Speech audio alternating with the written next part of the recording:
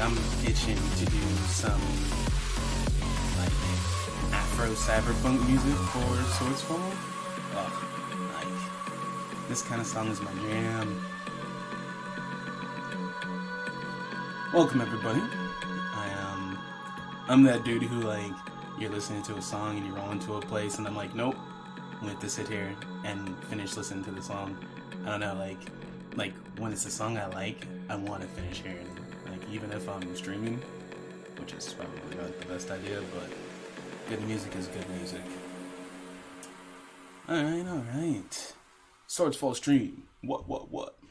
One of these days I'll come up with like a fancy tagline and like a cool fancy opener and be all cool and official. But I'm just gonna rock out today, you know?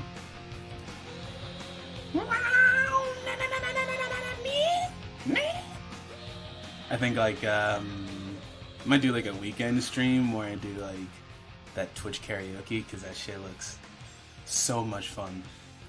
But I will require people to be here and like be enthused because there's nothing more awkward than just doing awkward karaoke to yourself. I mean, don't get me wrong, I'll do it, but I would prefer if like people were there and mocking me on Twitch, preferably throwing bits at me. We'll take money for mockery, so that's a thing. Alright, welcome peeps. So I guess we'll answer the couple questions we got in the stream already. WDM1262. I have questions about writing POC, being a straight, white, cis male, namely the best way to go about it and having be represented the right way. Cool. Guess we'll just go ahead and start with that question, I mean, because That's something I get asked a lot. And if the music's too loud, let me know. Like, I'm trying to keep this balance of like low enough to hear me, but high enough to like kind of hear the music, you know? But the biggest thing I tell people, man, is that if you're looking to write for a culture that's not your own, that you don't have like a direct link to, you gotta do research. And not like convenient research, not like Wikipedia, Google, only find the things that work for you kind of research. I mean, you gotta do deep research.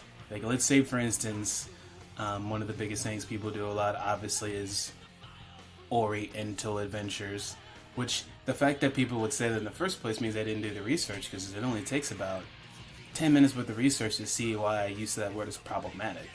And that's a big thing too, is being willing to let go of something because you think it sounds cool, but you, like, people try to skirt that line. They're like, well, it's not bad, it's just problematic. Like, if you look at it this way, and if you have to explain something like that and it's not your culture, you're never going to be able to get the nuance in the first place, because the nuance is where you live. You know, like, nuance isn't something you can just read in a book and then regurgitate into another form. Like, that nuance, you just live it, you know? So you gotta be willing to do the research. You gotta be willing to be like, oh, I thought that idea would be cool, but I can see how that's problematic for all these reasons, and it's probably better for me just to leave it alone. And that's the thing that a lot of people have to kind of get used to, is the sense of letting stuff go. It being like, hey, this isn't gonna work, I'd have to defend it too much, and it's not my place to defend it. Like, a classic example is the Ghost in the Shell movie, you know? While, like, on its face it's easy to say, well, it doesn't really matter, it was anime, and they draw themselves light-skinned, and that's always an argument that you see people outside of Japan making.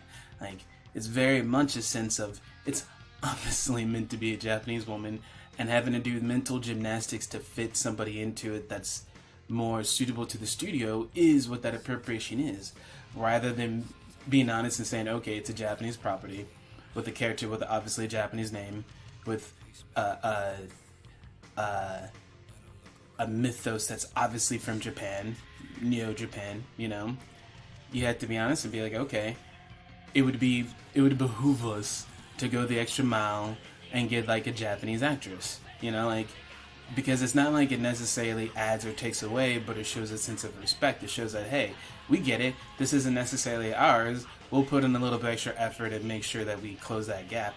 But instead, it's like, well, does it really matter? And it's like, it's people outside of that box trying to always tell someone else what matters. And that's what the breakdown is. So listen to what the people that you're reading about say, you know? So if you're trying to add Japanese into your book or your game or your world, and you're reading Japanese sources written by Japanese people from Japanese periods of time, and the Japanese clearly aren't okay with something, it doesn't matter if you are okay with it, you are trying to bring that group into it, so you have to go by their rules and by what they want. And that's the base thing, carte blanche, and I feel like that doesn't, there's no particular thing you have to change per group you're dealing with. That's just a straight up thing. I mean, it could be the majority. Like, if I'm going to write a story involving white cis males, it doesn't just mean I can just write whatever and write stereotypes. Like, people hate that just as much. Like, we all have come to kind of understand that there's nothing more annoying than, like, the generic salary man kind of thing. And you're like, this is not a real character. Who came up with this? It's very generic. So, I mean, it applies to people of color, but it really applies to any group that's not your own. And even then, sometimes, even if it's your own group, it could probably do you a little good to do some research. Because I think people often are surprised by how much of a bubble you live in, despite feeling like you're a part of that norm. You know, because there's so many different things that can change how things look in your life. Like, where you live can have a huge difference. Like, if you are a quote-unquote white cis male from California, you're going to have a different life from the same guy, the same age from Nebraska, right? So we know that those things change. We know that there's those cultural differences, and we know that they exist in small scale and a large scale. I think we just oftentimes want to do something so badly that we go, meh, we can just fudge it, and that's where we get in trouble, is the fudging it. So long answer, but like it's something I get asked about a lot. It's something I'm probably gonna end up doing, like a long Patreon post or a Medium post or a podcast. It's something I'm gonna have to sit down and talk about in depth because I get asked about a lot. So I know there's a need for it, and I think it's one of those things where the answer's more obvious. It's just it's more elbow grease than is comfortable sometimes. So hey, World Anvil, thanks for rating Party of 15. Welcome to Swordsfall. If you haven't watched me before on Twitch, I kind of do whatever I want. We usually talk a lot about random philosophy. I'm kind of a philosophy nerd. I get into random gaming tangents. Usually talk about Swordsfall stuff, or I find a way to relate it to Swordsfall because that is the Twitch channel you are on. Today's Thursday, and I'm trying this whole new thing where I'm trying to do like different themes on different days. We'll see if that works. So today, I'm gonna get around to talking about dealing with circular arguments, or what would you call it, circular reasoning. One thing as well you'll notice is if you are a lover of philosophy, there are some things that will drive you about me because I am definitely not strict when it comes to the usage of certain terms. Like, I understand that it's called circular reasoning, but if you use circular reasoning in a conversation, people will not know what you're talking about.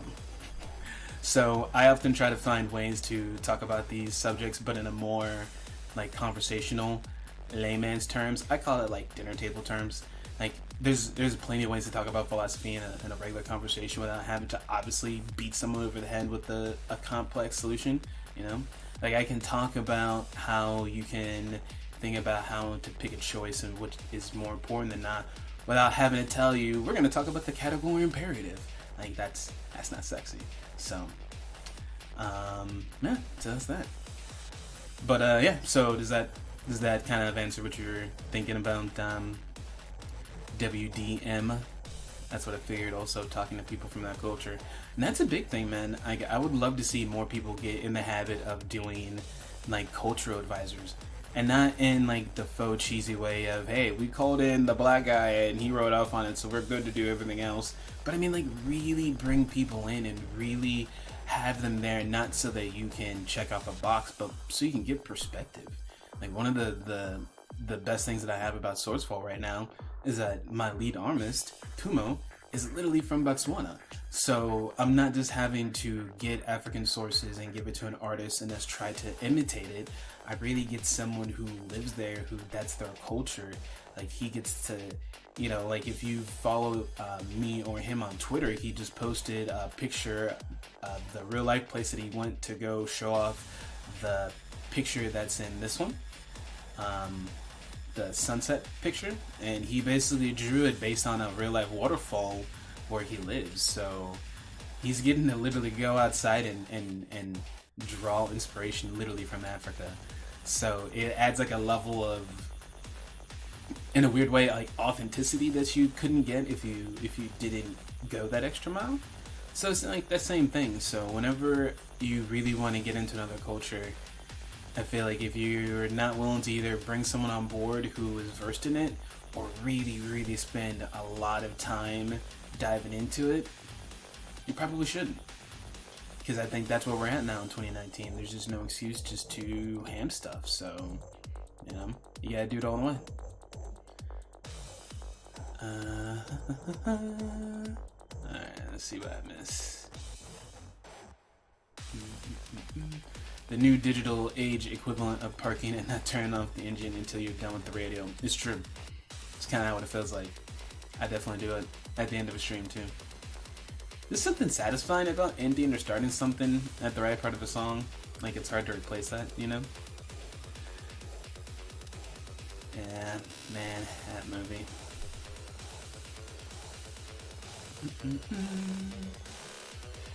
My DM is a black gay man. He's a writer and director in animation. He invites conversations all the time. Oh, that's awesome. Man, I bet he sees and hears some crazy shit. Because I tell you, like, being a guy, you get adopted in some stuff, and being a black guy who, for whatever reason, doesn't present how people assume bi people should, they loop me in another set. So I can only imagine, like, people say some weird stuff when they think that you're on their team. So, you know. Alright, any other questions before I jump into a little circular reasoning? Which, like, I really want to talk about this in more of a practical, real world sense. Because, like, we could sit here and talk about stuff like theoretical and whatnot. But for me, like, the real joy is in being able to talk about how you can take something and, like, apply it to your day-to-day life. Because, like, to me, that's truly what philosophy is. Like when you take away, like, the scholarly part, it was really about understanding how people work and how you can get to know people better by being able to, like, understand them, like, in a real metaphysical way, like, not just nuts and bolts, but like a why'd you do that? Like, a psychologist would dig deep about, like, the mechanisms that got you there. Philosophy was just about, like, just the why the now. They're like, I was hungry, you know. So, hello, old toothbrush number 1. Hope it's not too old. Just gonna get excited over my books, which you're putting together. And man, like, I'm excited about these books, man. I know everybody else is excited. I'm excited. It's kind of driving me, like, this, like, 2-week period between the Kickstarter ends and you're waiting for the money. It's kind of agonizing, because that was why I did the Kickstarter, was to be able to fund stuff, so I can't do anything until it shows up. So I'm kind of just chilling here waiting, and then once the money comes in, I'm like, hey, artists, like, money, and then throw in, like, a shit ton of that, and I'm gonna see if I can throw an escrow. I might DM, like, some other creators to see if they've done stuff like that, but I feel like it makes sense to put an escrow. I don't know. We'll see. Okay, so one of the reasons I thought about talking about circular reasoning today is because if you watch my Twitter at all, I have the tendency to end up in debates with people who love circular reasoning. They can't help themselves. They will spin themselves dizzy with circles. It's a little bit, it's a little awe-inspiring to watch. I gotta admit, sometimes I'm just like, don't you ever get tired of it? They don't. The answer is they don't. So, I don't think I'm gonna talk about, like, the deep principles. I mean, I can talk about, like, induction and stuff like that, but I want to talk about, like, some real world stuff. So, I think we've all obviously have hit a sense of circular reasoning where you get in an argument with another person. We'll say his name is Bob. I don't know why. It's just always an easy name to pick on. Sorry if anyone here is an actual Bob. So let's say you and Bob are in an argument, and you're in a normal philosophical argument about, let's say, politics. You make an argument. He counters your argument. Except the counter to his argument isn't really about what you said. He makes a separate argument. So now there's 2 arguments in the room. The one that you originally made, and his argument that he now introduced. So where people often fall into the trap of circular reasoning is, like, we have a tendency to have a tennis match back and forth when we have a conversation. I say something, you say something, right? And if anything, it's been instilled into us, especially if you're American, it's been very instilled into us to you're rude if you don't have that back and forth, right? However, where circular reasoning, or like a circular argument, really comes into fruition and so frustrating with people, is that the circle is in that person itself. It's not so much a circle between you and Bob. The circular argument is that Bob continues to make his own argument in a circle that you have now had to deal with, right? So in an example I'm saying, so you're having a conversation, you make argument A, he makes a counter argument, but it's really argument B. 2 arguments, right? Now, what are you going to do? Most people instinctually, they can't help themselves, especially if they're the ones to start their argument. Like, they're the ones who they have that proving ground, or something that they in particularly said that, like, they have to justify. They can't help but pick up that person's argument. You can't help but pick up what Bob said. Well, I think Black Panther is the best movie in the world. Bob goes, I think Black Panther sucks, and you know what? Just Marvel as a whole is just garbage, and why do we even do comic book movies? Like, what the fuck? We should be going back to Star Wars, right? Did he actually talk about my argument? Did he actually talk about specifically why Black Panther, the movie itself, wasn't the best? No, he made his own separate argument about his own issues, right? Black Panther wasn't necessarily the issue that he was talking about. He doesn't like Marvel as a whole. He wants more Star Wars, right? So in that situation, most people would inherently go like, what are you talking about? Like, Marvel movies are great, like, blah, blah, blah, blah, blah, blah, blah. I like Star Wars too. But what did you just do? You just bailed on your own argument. Your original argument, in that case, my original argument was Black Panther is the best movie in the world. What are we talking about now? Now we're talking about Marvel movies. And the farther that conversation goes, the farther off we were from the original point of what I'm talking about. And that's the real trap of circular reasoning. We tend to think of circular reasoning as someone who traps themselves in their own argument, like in terms of like they say something, it gets refuted, and they just ignore it. Like in a bit, that is a way that circular reasoning is seen.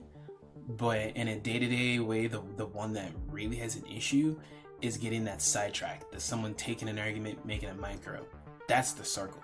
That's a circular argument.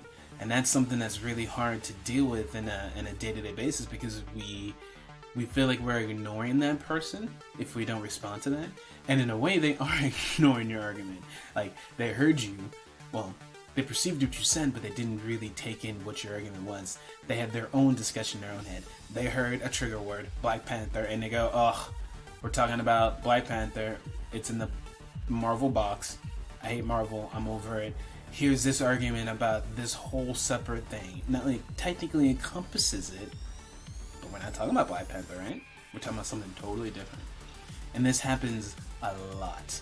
And if you are on the political spectrum, I think particularly you know what I'm talking about. There's a certain orange twinged piece of shit that's in charge of our country who loves that. And especially if you read a transcript, and this is one of those things where there's a huge difference between listening to someone and reading something that someone says. There's a reason why transcripts are so powerful, because we really take body language into account with our conversation. So when you look at a transcript of anything that Agent Orange has said, he doesn't actually engage in what that person's saying. He hears what they say, and then he takes the very beginning of the argument and then spins it off into his own tale that he's now taken. It is now his argument. It is now his ball game. You are now talking on his terms. You are now having to refute things that he says. He is taking a higher ground, and that's powerful, you know? So it's one of those things where if you're trying to make a particular argument, the best thing that you can do is to stick your ground. Like, and that's not to say ignore what someone else says, but at the central point, like in that example, is Black Panther, right? Then when Bob's talking about Marvel and he's talking about Star Wars, and then my reaction would be, what does that have to do with Black Panther being the greatest movie? Like, it's a key thing that I think, like, especially the older generation, I feel like that's something we got taught a lot as a kid, was like to restate your original question, like almost an essay, like restate your question. And that's why it's so powerful. Like if something's getting off task, you kind of have to remember what your original statement was and then repeat that. You're like, but all I said was Black Panther was the greatest movie in the world. That's not, like, it's not that that's an indefensible statement, or it's not that that can't be shot full of holes, but it has to be done so engaging in that actual argument. So it's something that if you watch my Twitter, you'll see me do. When people start to spin an argument off, I'll just let it go. I'll abandon it. If it's a separate tweet, I ignore it, because that actually has nothing to do with what we're talking about. And if I engage in that, I get caught in this circle of now I'm caught in what their argument is. And especially if their argument really had no actual facts, now you're engaged in this theory craft of craziness. And that's why they say you can't argue with crazy, right? Because crazy is in a sense relative, right? It's relative to what is reality in that situation. So a crazy person thinks that they're talking about something real. They're crazy because that's not actually conducive to reality. But to them, in their brain, it is. So they can have a very long and very very in-depth argument about these things that are not actually concrete because it is their reality. So that's kind of why you really have to remember like that circular reasoning part, because that's what's required to defeat that. Is just a simple step back. What was my original argument? Restating that, and then showing how. Well, really, you don't even have to show it because once again you're engaging in it. But you're just like, okay, you explain to me what that has to do with what I said. And as you do that repeatedly, you'll be surprised at how certain arguments will just die based on the fact that they're only supported by you continuing them, right? So, pro tip, especially good with trolls and stuff like that, because if you'll notice, they love to have you repeat yourself, because that's what that trick is. I hate to say his name, because I call him like the evil dark side of philosophy, but Jordan Peterson practically teaches that out in a book. And it's really effective, especially when your goal is to gaslight somebody. So, and the best way to avoid that is to simply like disengage that. And like, cool, that's not my argument, bro. What up? So, hope that helps people. Especially because like to me, that was something that philosophy really gave me, particularly was like a sense of ease in conversation. And I think it's why people will often comment and they'll say, man, like Swordsfall, he's got a lot of patience with stuff. And that's because there's certain arguments that you know have nothing to do with you. And when I know a shot has nothing to do with me, like I don't take an emotional toll because it's just, it feels like hot air, right? And you're just like, okay, that's just your pre-canned argument that you've heard, that you've recycled, that you're used to working. I can just let that go. What does that have to do with what I'm talking about? And it works. So, yeah. That was my little philosophy bit. I don't want to do like an hour of that. I just don't want to do one topic, talk about it. I guess we'll do like, does anybody have any questions about what I was talking about? I could probably throw in some references, but the references are usually pretty long and wordsy if you're into people from 100 years ago really getting into the language of it, because they can whack some stuff. This is someone looking for an argument. Well, in a sense, I mean, most people really are looking for an argument, and they're not looking for an argument because there's a validation that comes with that. Especially if someone says something that you truly don't agree with. I'm gonna read this next question, and I'll talk more about this because it kind of goes back to the true believer or the converted believer and why those are such powerful things. Argument with a 4, now 5 arguments. This is all. Yeah, my only problem, and generally, I'm not a big fan of numbered systems. It's the same kind of thing. We're kind of coming down to the Briggs-Meyer, is that people are dynamic, and having any set number of anythings ends up being a fallacy, because there's always someone that will fall between those cracks because we're weird. So I'm kind of more of a fan of people knowing how to use the tools, rather than looking for the preset. But yeah, like reading that and understanding that definitely helps. But you'll find that in the day-to-day life, most things are more complex than that. You can go from one type of argument to the other in the span of a sentence. Like, we're weird like that. So, just something to watch out for. How does the stuff you're talking about apply to how you tell stories?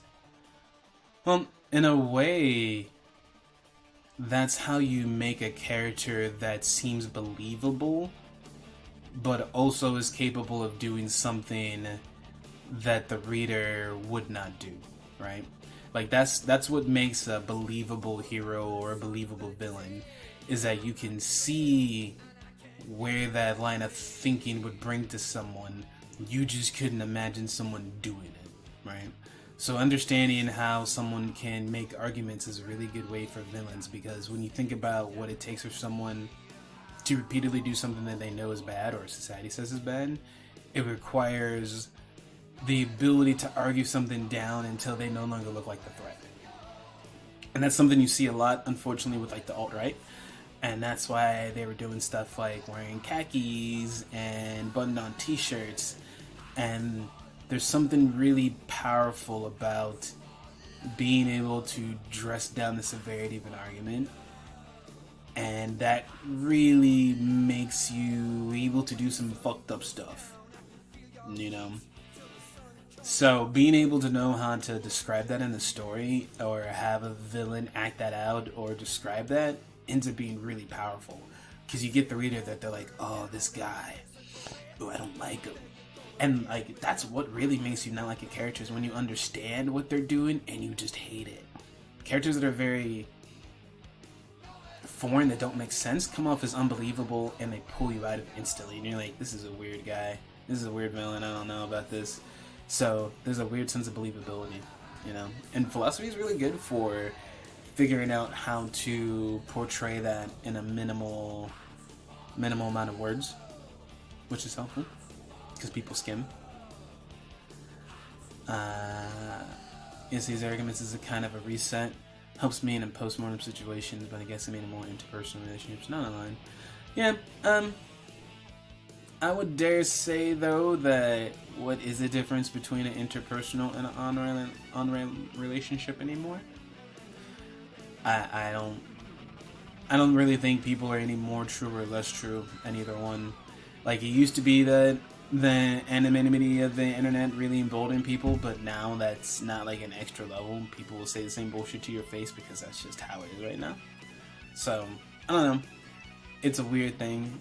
I've almost found people to be more honest and easy to deal with online in some weird ways. Like, I mean, obviously the shitty people are shitty, but like, they're shitty, like all the way shitty, like not pretend shitty, they're just take them out the trash shitting. But interpersonal relationships, that's like because then you get into some weird game theory, because like, especially the nice thing about online is it is very much a ping pong match, because there is a message, read, repeat message, versus interpersonal, especially in person. There's more of like a game theory. There's like there's a instant feedback. It's I don't know. It's weird. That's why like philosophy, weirdly enough, holds together no matter the medium that you apply it to. Like if you think about it, psychologists are really like hesitant to diagnose someone on TV or something like that, and like they have to get a real person to person. But philosophy really applies no matter what medium it is, because it's not about necessarily how you're portraying it. It's about the core thought of what got you there. And that's the same, you know. Text or talk, that's just output. So, you know. Because one thing I want to talk about real quick, because I read a Reddit post the other day that kind of reminded me of it.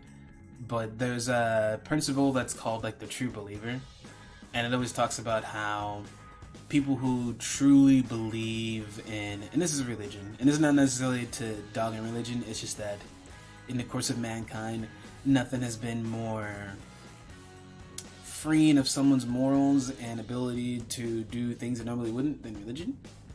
Second only to love, and like very closely. There's a reason why religions adding a lot of love to a higher authority. They take part of that. But so like the true believer, there's an argument that says that like it's hard to condemn the true believer for actions they do in the service of that, because like let's say for instance, we always have like the stereotype of like the Jehovah's Witness that we're super annoyed by. They're like, oh my god, here comes the guys in their white shirts and their bikes trying to get us to convert. Why? I don't want to. You go to hell. Well, think about it. If you're a true believer, and that's really what you believe, because that's really what it says, that if people are unsaved or going to hell, then you are in the wrong if you don't try to convert everybody you know, right? If that's what you believe, like, and not believe, but like truly, like that is your reality, that the unsaved go to hell, then are you not being a bad person if you don't try to convert your loved ones, right? It's like that the paradox of the true believer, because if they truly believe in what they say, then they have to do those things, and that's like the weird, scary part that we fear about cults and whatnot, because in the hands of someone who's really good at handing down that ideology, it's powerful, right? And so the only thing stronger than a true believer is the convert, right? Because a true believer, there's like always the assumption that that's something that people grow into. It was in the community, it was around them, they learned it, kind of like a culture. You know, that's what makes them true. They learned it so early on, they don't know another way. But the convert is different, right? Because the convert knows the life before the belief. They are now a true believer, but they're a true believer who now has this reckoning of all this time spent in sin and doing all the things against what their belief is. So they end up being the strongest of like missionaries or people who try to convert, because not only are they believe, but they've been converted successfully, and now they have all this time to look back and all this, in a way, weird ammunition, you know? There's like a weird story, and I don't know if it's true, so I'm gonna asterisk this hard. But there's a story I read about how like that's originally how nuns started, was they realized that it was a lot easier to convert people over when you had people who had lived a life of sin and who had basically come back to God. And then therefore it was an easier time for them to be like, yeah, I know what it's like to do all these things, and that's why it's bad, right? It's weird. Like, belief has a really strong way of changing how people look at things, how they react to things. And that plays out into an argument. Like, if you're a true believer in an argument, if I truly believe Black Panther is the best movie in the world, it's not hyperbole, then I am automatically lying if I don't bring it up every time something great comes up, right? Because I think it's the greatest movie in the world. So of course I'd say it, because it's the greatest movie in the world, right? So that's like, it's the weird confluence of like the true belief. And it's why, in a way, like circular arguments are even worse, is because if you have two people who truly believe in what they think, but they're on opposite sides of it, they're fucked.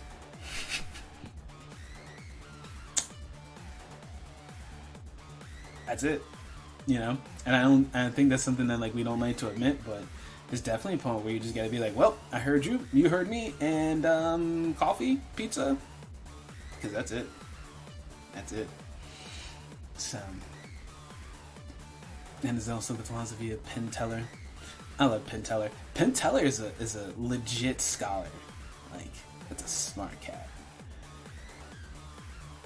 It also builds trust because they did X and I do X, I can trust them. And trust is a weird thing. We give trust in really weird ways. Like, we'll trust someone if we think that there was even a chance that they may have gone through the same stuff as us. You know? We'll trust them over people who we actually know because of this assumption. Like, we want so badly to trust people, to the point where sometimes we'll stop qualifying anybody. When we're like, I just need to trust. Or we go the opposite way and we go, I can't trust anybody. Humans are weird. Yay for Spider-Verse. I'm ashamed to say I have actually not had a chance to watch it yet. It came out when I was knee deep in trying to get like Swordsfall ready to do this Kickstarter, so it's on my list. As is, if anybody, like, as you've seen on Twitter, I've been going through and catching up on all on Netflix like in the last like couple of weeks. So I don't know if it's on Netflix. If not, I'll figure out what platform it's on and watch it. I already know I'm gonna love it. I think that's why I was waiting, because I wanted it to have my full attention and everything. So I'm super looking forward to it. Super looking forward to it. I bet that was awesome meeting him. I heard he's like a cool cat, but he's also a weird cat. Like, if you don't go by the things he says or he wants, like, he'll flame you real hard, real fast. Which I can respect that. I won't hate on that. Yep, both the streams are bad. It's on Prime? Okay. I'll check it out on Prime then.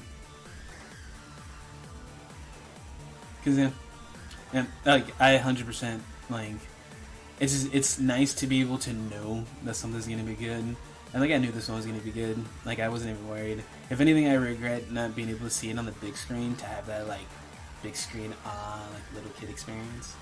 But I'll still get to see it, so that's cool. So got around that for a second. Cool.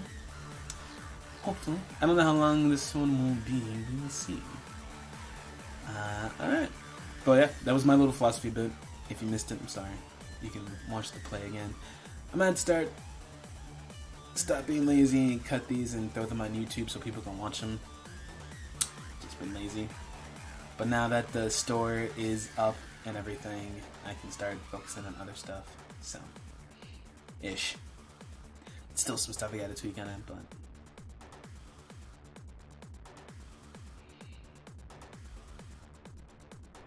thanks, T-Girl.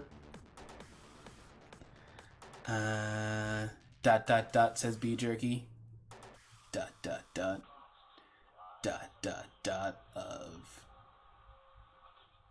Of the anticipation.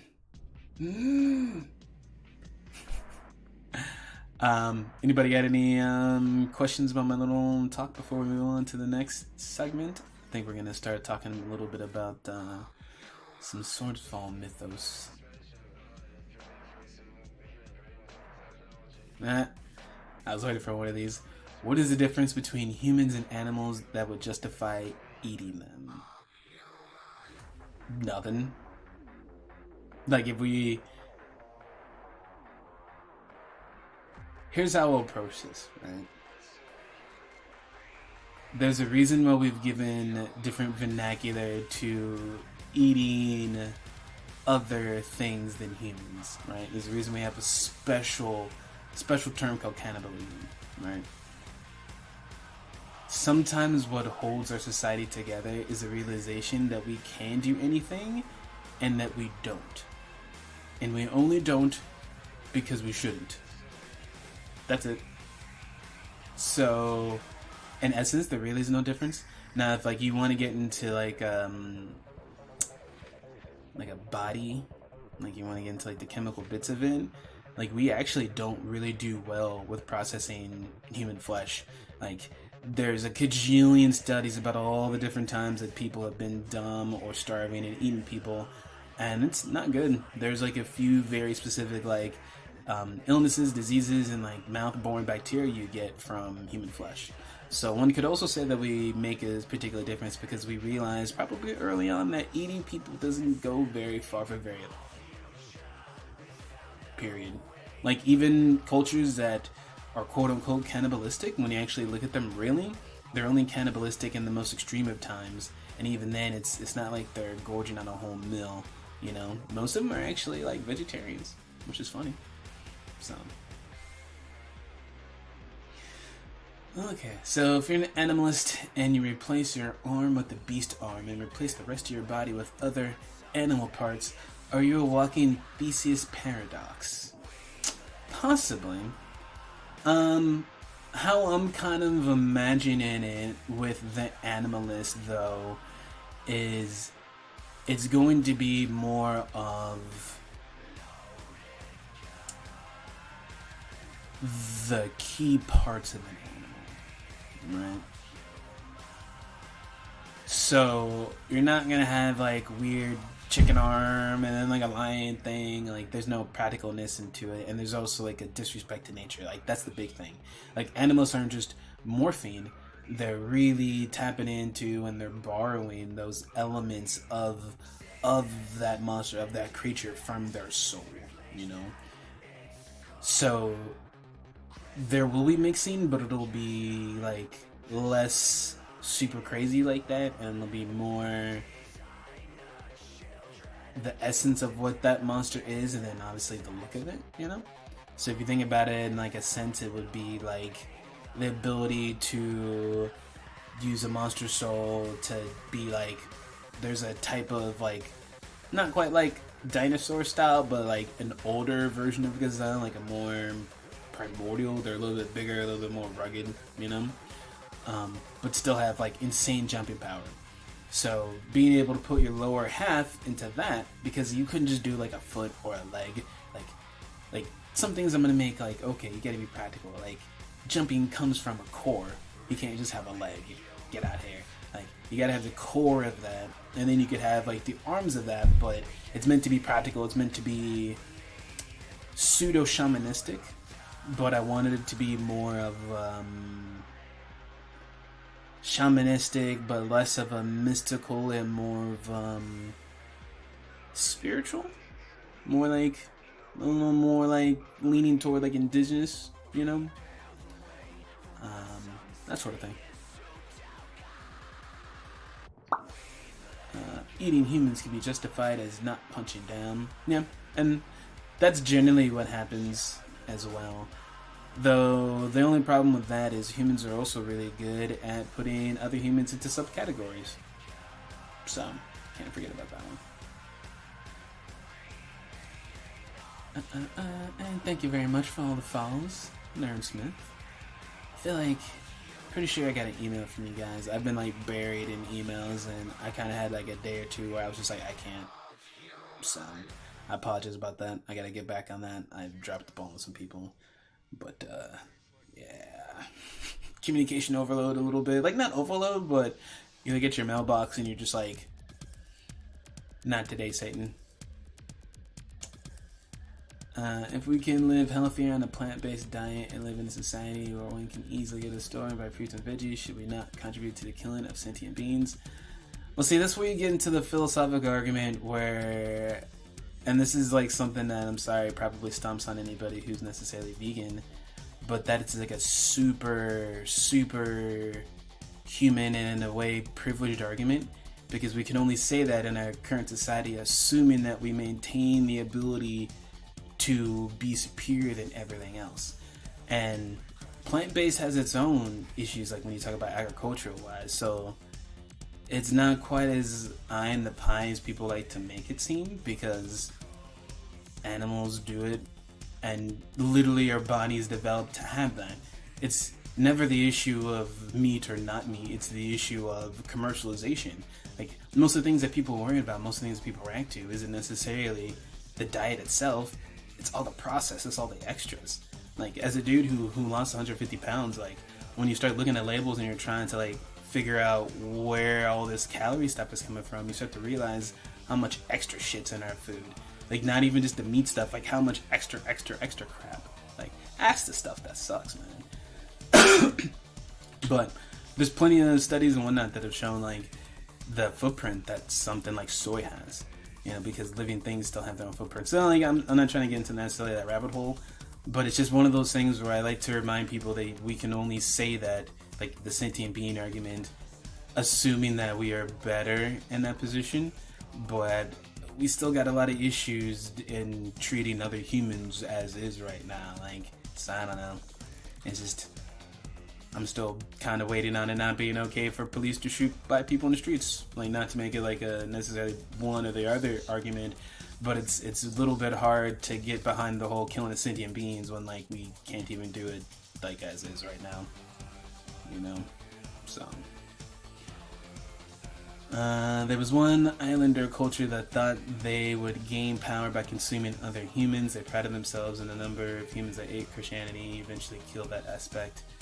Well, this is always where I tell people what islander culture you're talking about, because people say that very anonymously, but if you start looking, you either A, can't find the specific tribe, or the tribe that I just talked about, that was vegetarian, that's usually the one that people are trying to talk about, is that singular one that keeps popping up on the news that they keep trying to say is cannibalistic. Yeah, if you're actually looking at it, they're vegetarian. So I always shy people away from the whole that one blah blah blah blah blah. Like, because if you actually go and look, and then you actually do some research, you'll find out it's usually very, not like that. Doing, like, deep research into Africa has been super eye-opening in how people love to make certain cultures sound more exotic by being weird when it's something that, like, happens in the same people that are reporting it. It's just... Anthropology means sometimes we get into a fight because I like it, but it gets used in a really destructive way too often. So,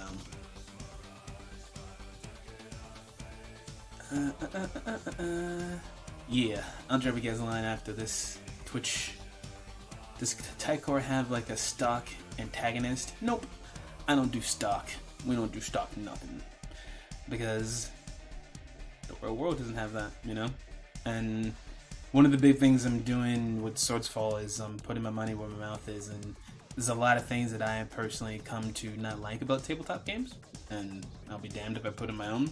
And one of the things I hate is the in this media period, is a quote-unquote stock bad guy. Like, everybody has to have the one bad guy to rule them all because apparently people can't relate to anything without being monolithic. And so, no. It sounds like Xavier is the primary antagonist, but as people get the books and they read it, they'll quickly find out he's someone who's talked about more than he actually does something. Because I don't like monolithic antagonists, and they're kind of ridiculous, and if you think about it, there's really no way anybody would be a monolithic antagonist. Even the one guy that we really love to beat upon, who was really terrible, like, that took time in history books for us to pile on him that bad. So, you know, it's a thing. No default thing. PCs are gonna have to be people. There's no person to default punch in real life, and even anyone you say default, there's gonna be other people who think it's not. And I want that nuance in my world. Well, I see my fame has reached the stars. But let me give you a bit of advice. That was honestly incoherent.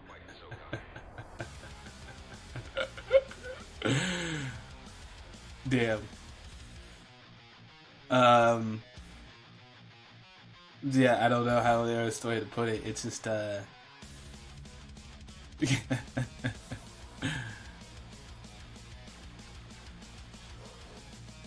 it's the problem with the when you have to get into the argument of the other sentient beings that carries with it a set of baggage, right? A set of assumptions, and that's what I'm saying is. Based on those set of assumptions, it's just not an argument for me, you know what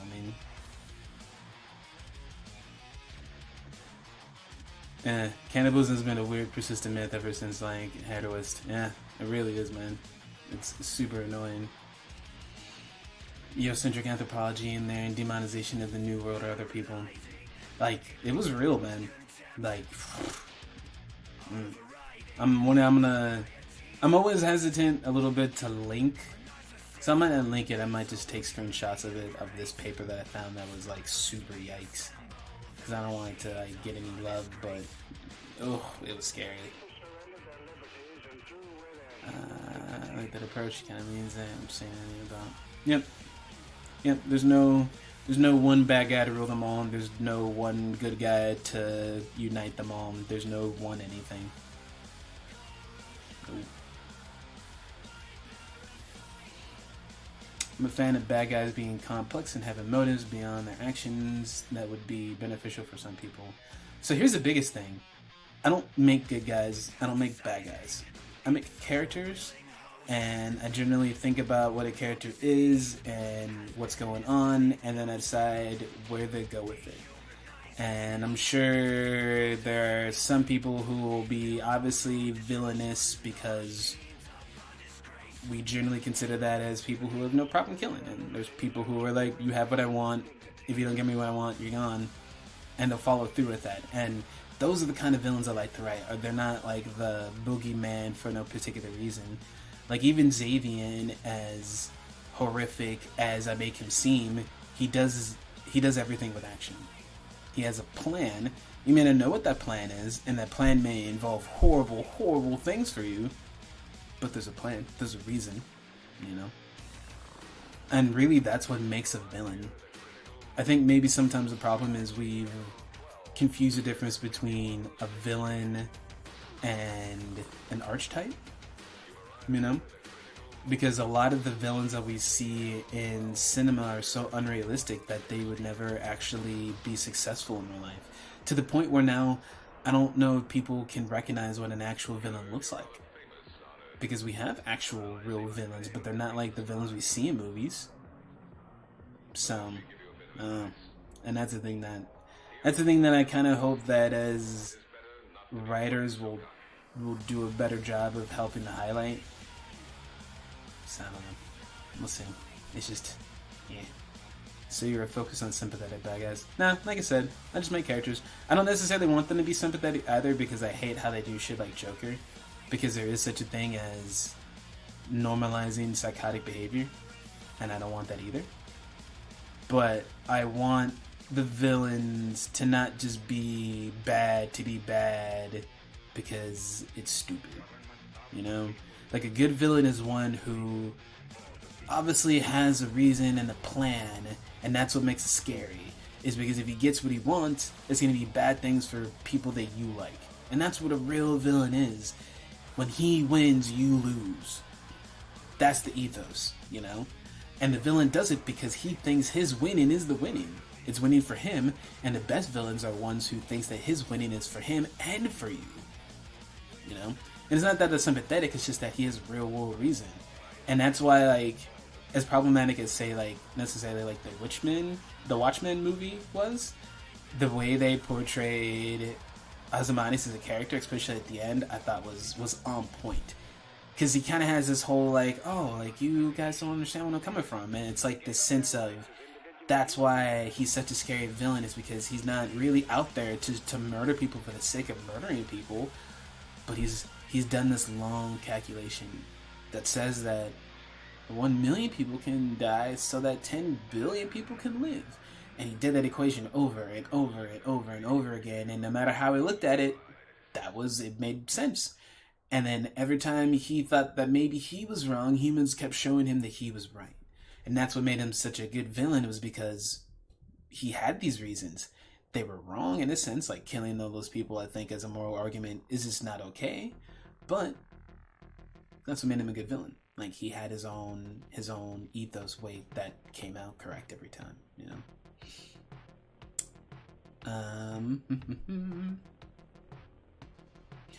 One of my favorite RPGs of all time, Unknown Armies, had this huge issue that you just didn't know what to do. Super compelling world, amazing setting, great characters, but you couldn't look at the book and understand what your PCs were gonna do. I can understand that. But that's why, like, there'll be plenty of adventures and stuff like that, so it's not like it's just gonna be the book by itself. And that's kind of why I'm kind of like trying to tell people just to like wait and watch, is because like it's part of like a plan. Because Welcome to Tycor really is meant to give you all the info that you would really want, the tasty stuff. And then for stuff to do, we're gonna come up with adventures. Like, I like to write.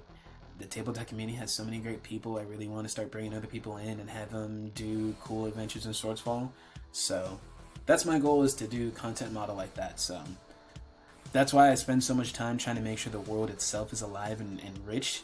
That way it's really easy to do all these tales in it, because we're not having to reinvent the wheel every other book. You know, I get to make it once, and I'm doing all 4 wheels, the whole car, the whole bit. I mean, driving as far as we can. We just gotta put gas in the bitch occasionally, so, you know, that shit. Blacktone Press. Ethnocentrism in armchair anthropology is so frustrating and disappointing. You see it in linguistics as well. That's for fucking sure. I'm glad the field is moving away from that approach on the whole. Yeah, it took a while, and in some cases you can see how some countries are just kicking anthropologists out. So they almost had to be forced to in a way, which is unfortunate. Coke 2218. Any incidents of extreme weather being a problem in Tycor? Like people having to relocate due to terrible monsoons one year. Oh yeah. Oh yeah.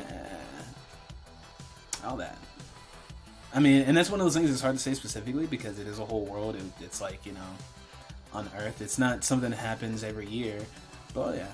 There's major tsunamis, monsoons, there's volcanoes, so weather happens, shit happens, and that's a large part of why I say that Tycor cannot be tamed by humans, is because the planet has things, has natural disasters, has things like that, and just like, you know, Earth does, like, so we're used to that, but more of the other sentient life is really sentient, so it's not up to humans to decide to be benevolent to not eat them.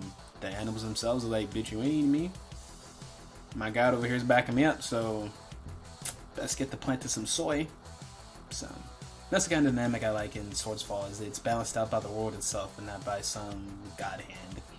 Like, I'm really probably not even going to write in a bunch of stuff like that. Like, like, the tools will be there, and in a story I might get, you know, particular inkling to talk about this one particular disaster that happened this one year, but, you know, just like in human history, so much shit happens around the world that it's just kind of oh man, that sucks for you over there. Over here, we're dealing with this. So Oh yeah, does that kind of stuff.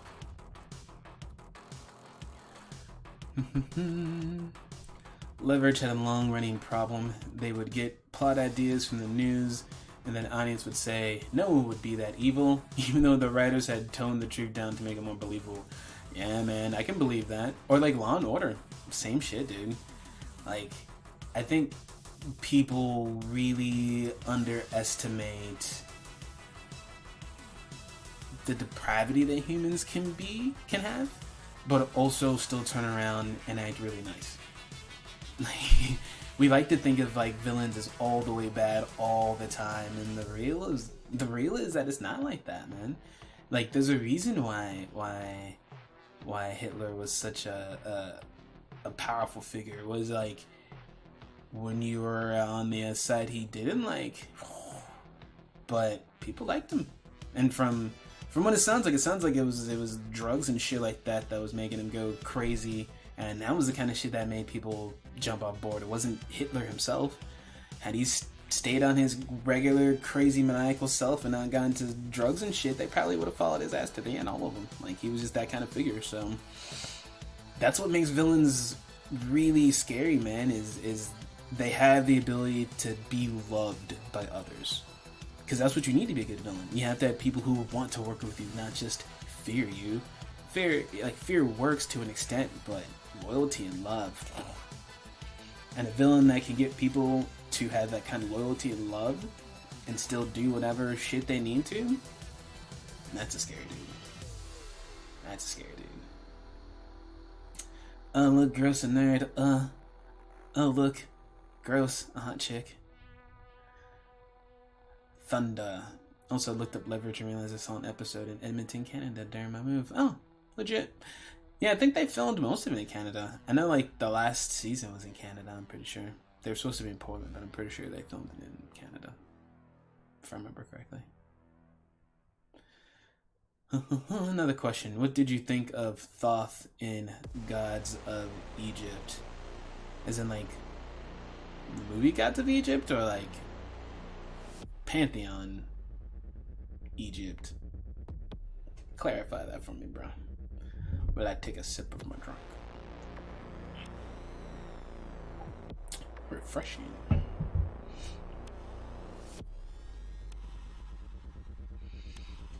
Because for the most part in Swordsfall, I don't do a lot of Egypt on purpose. And I'll get to it, but focus on other stuff. Africa's a big old place, and we spend a lot of time on one section of it. Did you know? Alright, any questions? I could talk about this all day. It's kind of like between that and I've been reading the Mueller report.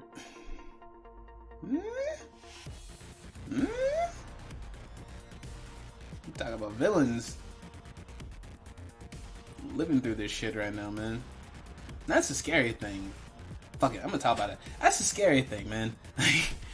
We talk about villains and we write about shit, and the truth of it is we literally have a villain right now as president, literally. And fight me on this shit, because everybody knows it's true, because everything he's doing is the cover-up of a villain. Everything he's done in his life, that's a villain. His start off, villain. He's got villain friends, for fuck's sake. Like, and yet, what does he have? Followers. Like, that's the real scary of a real villain. Real villains make people question if they're bad or not. Like,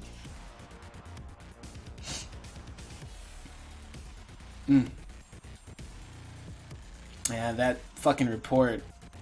William Barr better just fucking change his name. He better call Tupac. Like,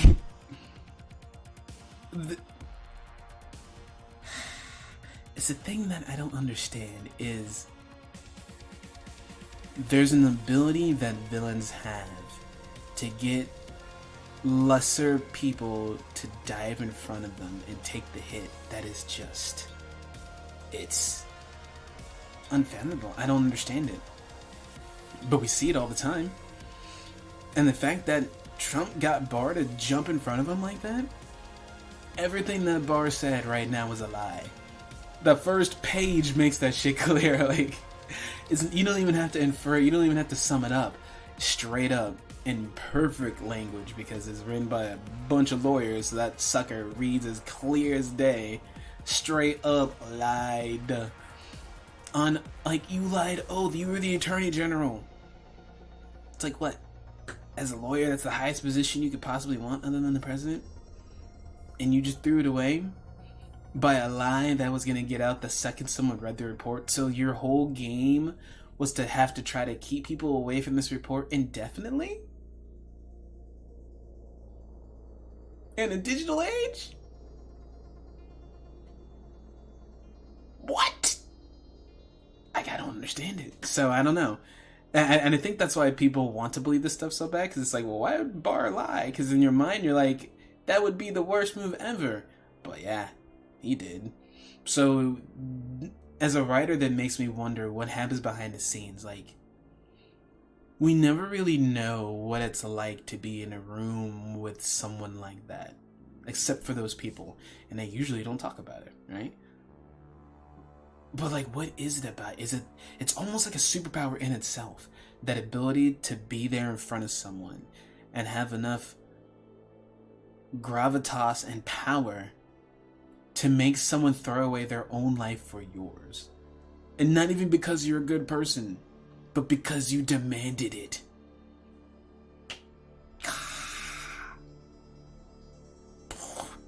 People over here worried about gangsters. Worried about that kind of shit. I'm worried about how a single frumpy ass dude with 4 freaking bankruptcies convinced another dude to lie on stand and potentially go to jail for life, and a person that we've already seen for nothing.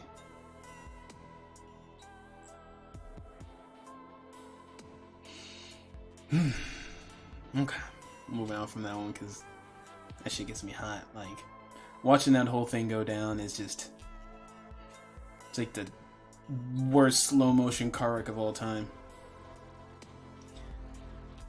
I think in a lot of movies we depict people and forces as unstoppable forces and immovable object. It's we always do that, man. We love to do absolutes and monoliths, man. And yeah, life isn't the gray, and I think that's because writing in the gray is a little hard.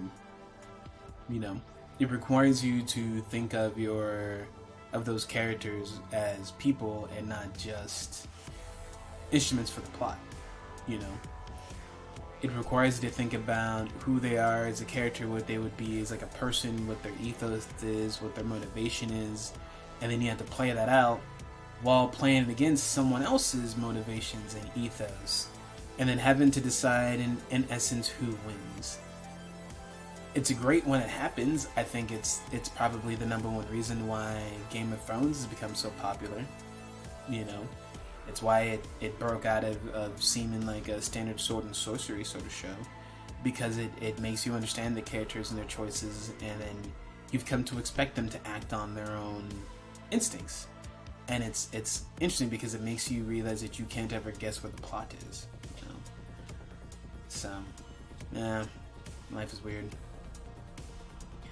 When there are elements of mutual assured destruction, wealth, emotional manipulation, normalization of habits and activities.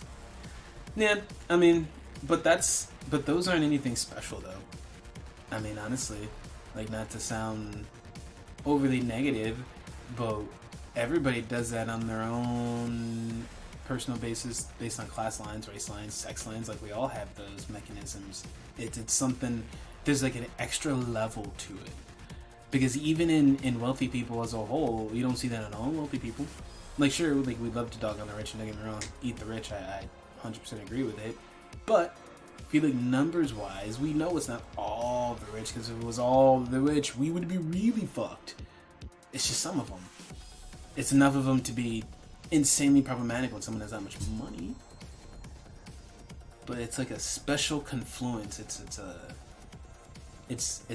that all the things lined up perfectly for that person just to be soul sucked. Because it's like you see it with, like, you know, you saw it with Nixon. And it wasn't like there was wealth involved for anybody in that. You know, we've heard plenty of times of how it was not like a lot of money. It was something else. Like it's that true believer part. It's getting people to be a true believer. And I don't know. And maybe that's what makes them a villain, is the fact that they naturally know how to convert people, and instead of using it for good and becoming a leader, they use it for themselves. So, no, people are weird. So I like to write. I can understand the people I make up in my head.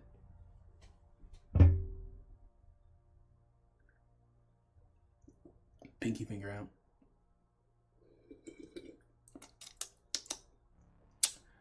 All right. Questions. What we got? Did I run out of tunes? Did I listen to the whole soundtrack? Oh no. No way. I'll have to fix that. Let's see. We going full Weibo.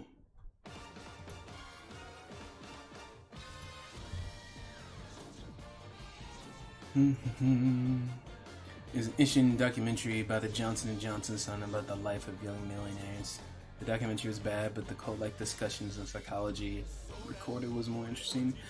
I'd like to check that out. That would be interesting, because like whenever you do read about like the sort of brainwashing that the rich do to each other, oof, it's a little sad, a little scary, you know? It makes you realize that it really is about certain people keeping other people in a specific mindset no matter what. So, I fucking love JoJo.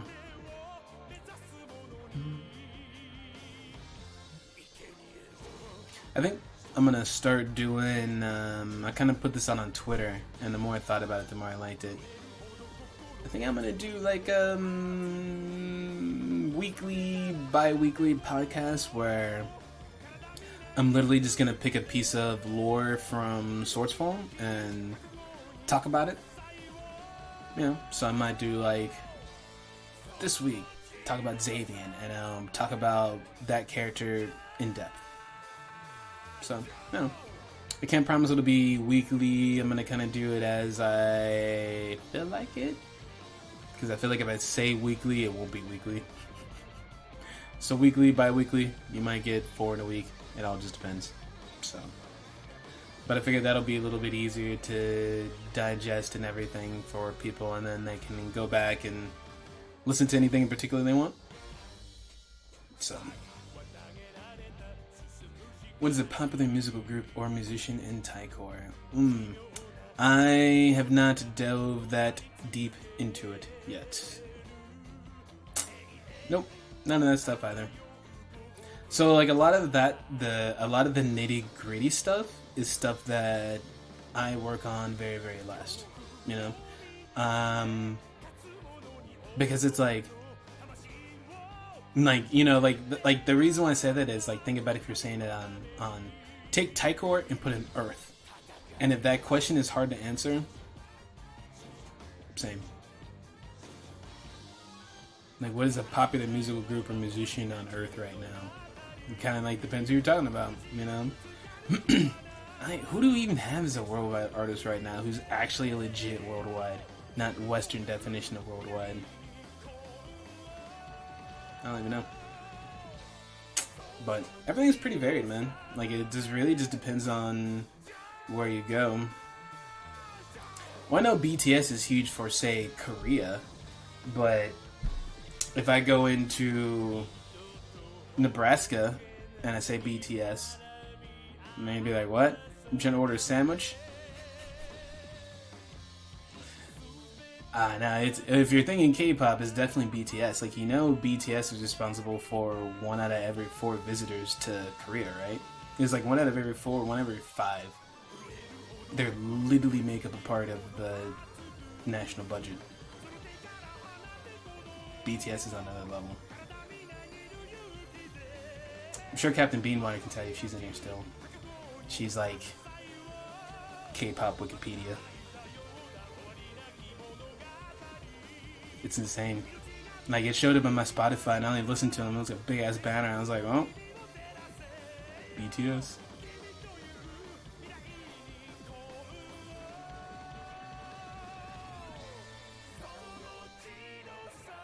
Musical era. Say more. So I don't know a thing about K-pop. I have to imagine a lot of people around the world are real into it. No, I mean, like you just said, you don't know a thing about it. That's what I'm saying, you know.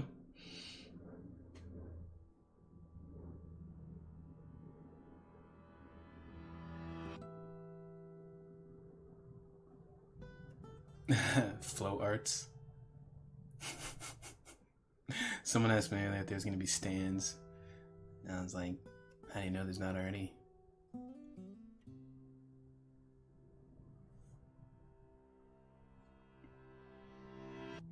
I mean, for sure. I mean, there's like obviously going to be vocal music, you know.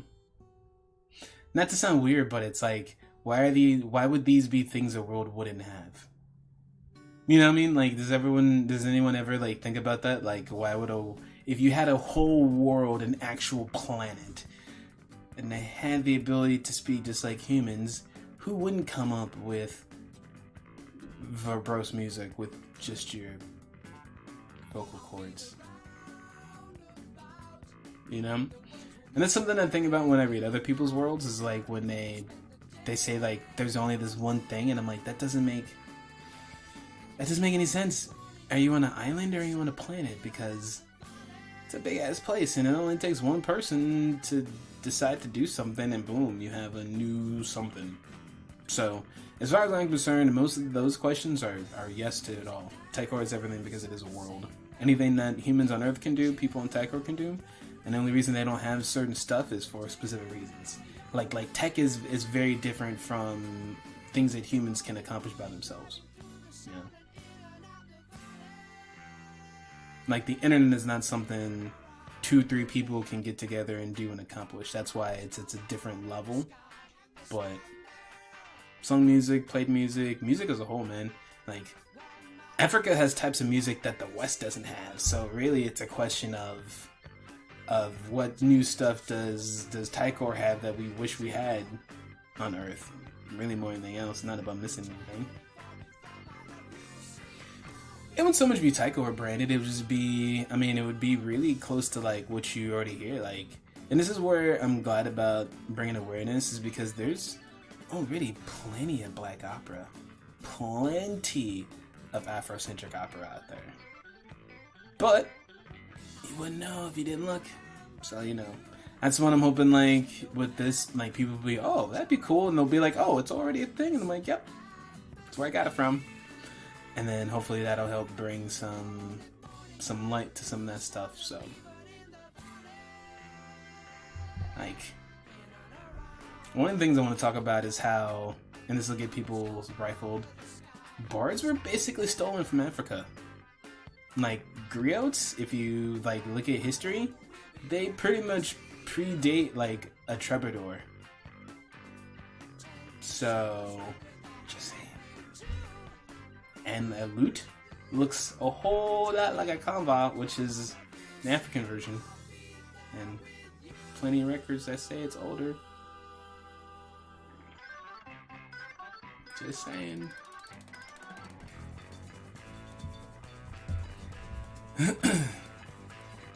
Well, okay. Well, so the biggest thing you have to remember, Kotu, is there is no such thing as Taikor culture. Right? That's why I say it is using earth and alone. That's like saying earth culture. You know? And it's never so much earth culture as it is a specific place. Garuda is infinitely different from Vinyasa, which is different from Grebnes, which is different from Haken. Like, they're all different. They all have their own different things because they're different places. They deal with different lives. They've grown in different tracks of life. So that's what I'm saying about monolithic. Like, anytime you try to say, does Taikor this is a whole monolithic, my answer is almost always going to be no, because I don't do monolithic. That's all. Because, like, But opera, like, because here's the thing, like, and this is where you get into like the terminology, right? Because like, what essentially is opera? Like when you look at what opera itself is literally just the word for that. And then we love to break things off in subgenres because humans like to categorize stuff. But in essence, like we know what that core of it is, and we can give it a different word. You still know what it is because it's singular. Like we know what that means. That the way that you sing from the core that is opera is distinct. You know, we can give it a different name, but it would just be the difference between different languages, the different culture they put into it, the different way they may do like a vibrato, all the different reasons you see different kinds of opera and stuff like that. So, I mean, you would have all that in Swordsfall. It would just be themed more toward around the Afrocentric, which is already a thing, you know. And that's why I say it's not so much that I'm making up stuff. It's just that I'm taking stuff that's already there that people haven't really seen and kind of pulling it out and highlighting it and making it a special brand because I got magic. You know, so that's kind of the only thing that separates some stuff. Is there's some stuff where it's like a griot, for all intended purposes, is the same as a griot in pre-colonial Africa. I just added a magical twinge to it as to that's why they have this insane ability to remember things. You know, so that sort of thing. And like I said, like the biggest thing is going to be. And it'll get easier once the book comes out, but people will learn that it's less tight core.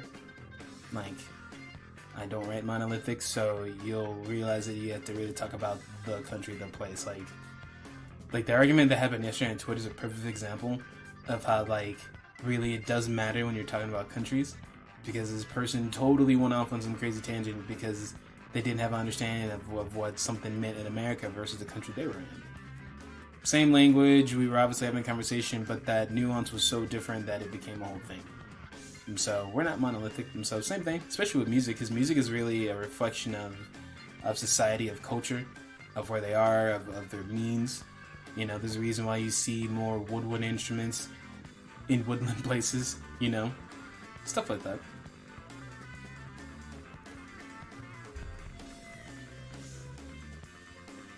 You also had stuff where you had like sub-Saharan countries. There's a reason why you see more string type in more arid places. Some of them actually used them as a way of communication because sound carries very, very well over arid land because there's nothing to absorb that sound. So music, like particularly, would carry longer and more clear than a sound. So stuff like that.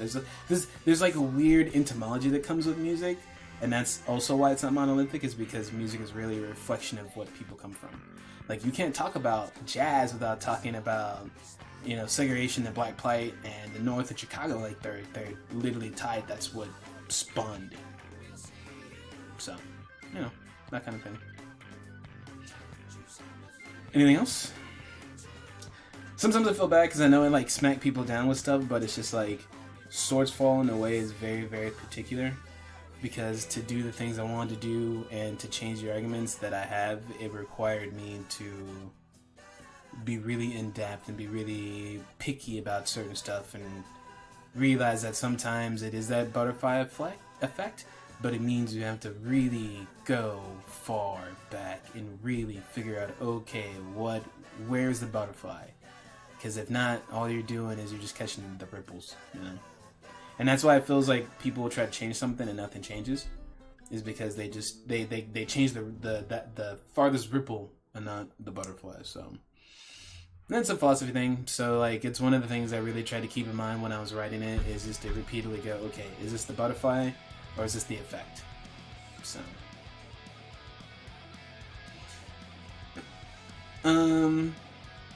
honestly, there's a bunch, like, and this is something I haven't worked on a ton because, like I said, this is like the nitty-grittier stuff that I get toward the end.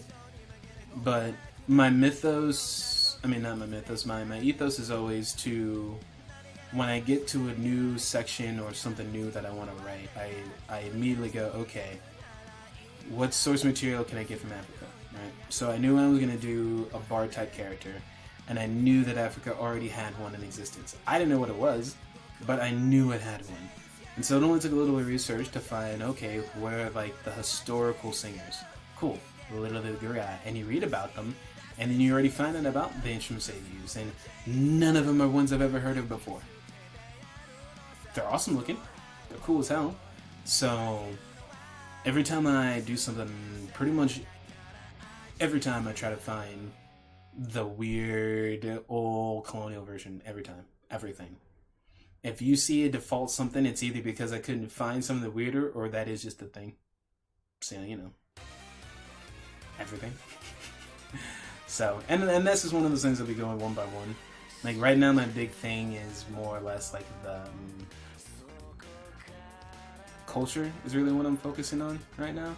Is because those are the things that influence, say, something like an instrument. Is because where a culture lands, where they grow up, where they find a place to set their roots is going to determine what their instruments are.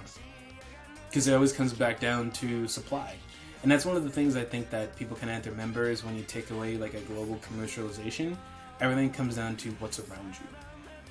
Your society is not going to be into guitars if you don't have any type of trees around that have the right condensity, the right consistency to be an actual lute type instrument, because not all wood can really be used for that, you know?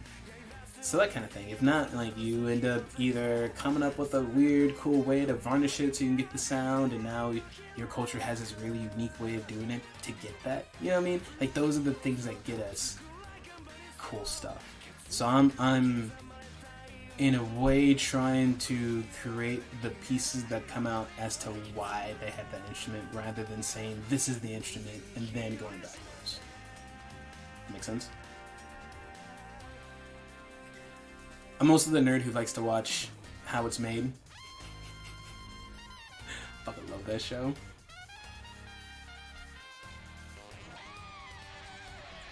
Also, I like, what is it, Guy Raz, How I Built This. That's also a good podcast. I love those.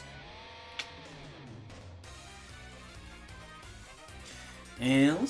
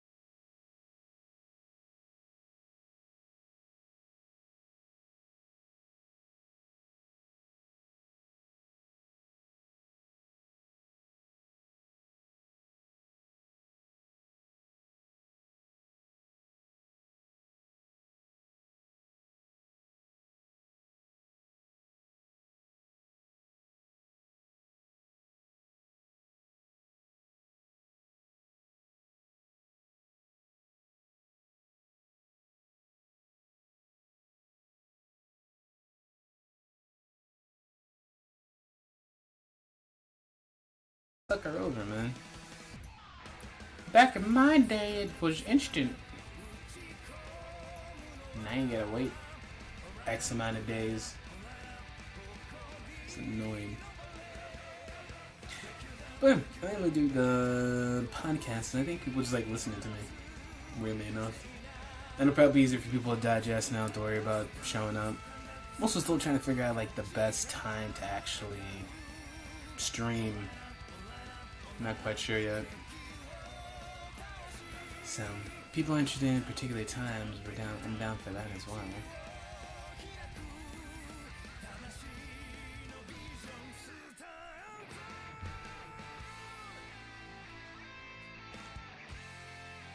No?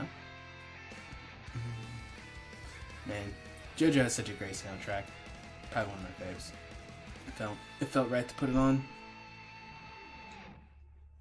I think I might do a casual, just shoot the shit, play some Sleeping Dogs on Saturday. I think it's what I'm gonna do. I enjoyed that game, and it's kind of like a hidden classic. Not everybody's had a chance to really get on it, so that'd be nice.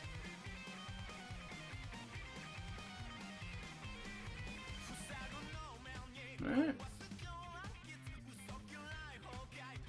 If nobody has anything else, I think we're getting pretty close to the end. Almost 2 hours. I think I did my job.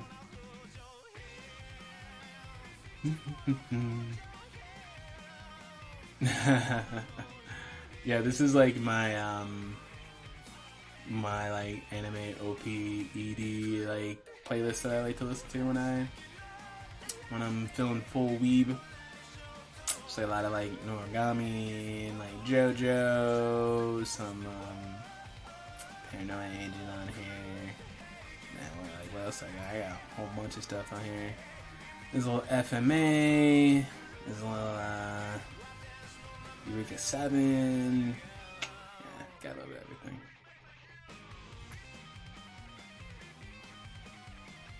I'm a fan of the animus.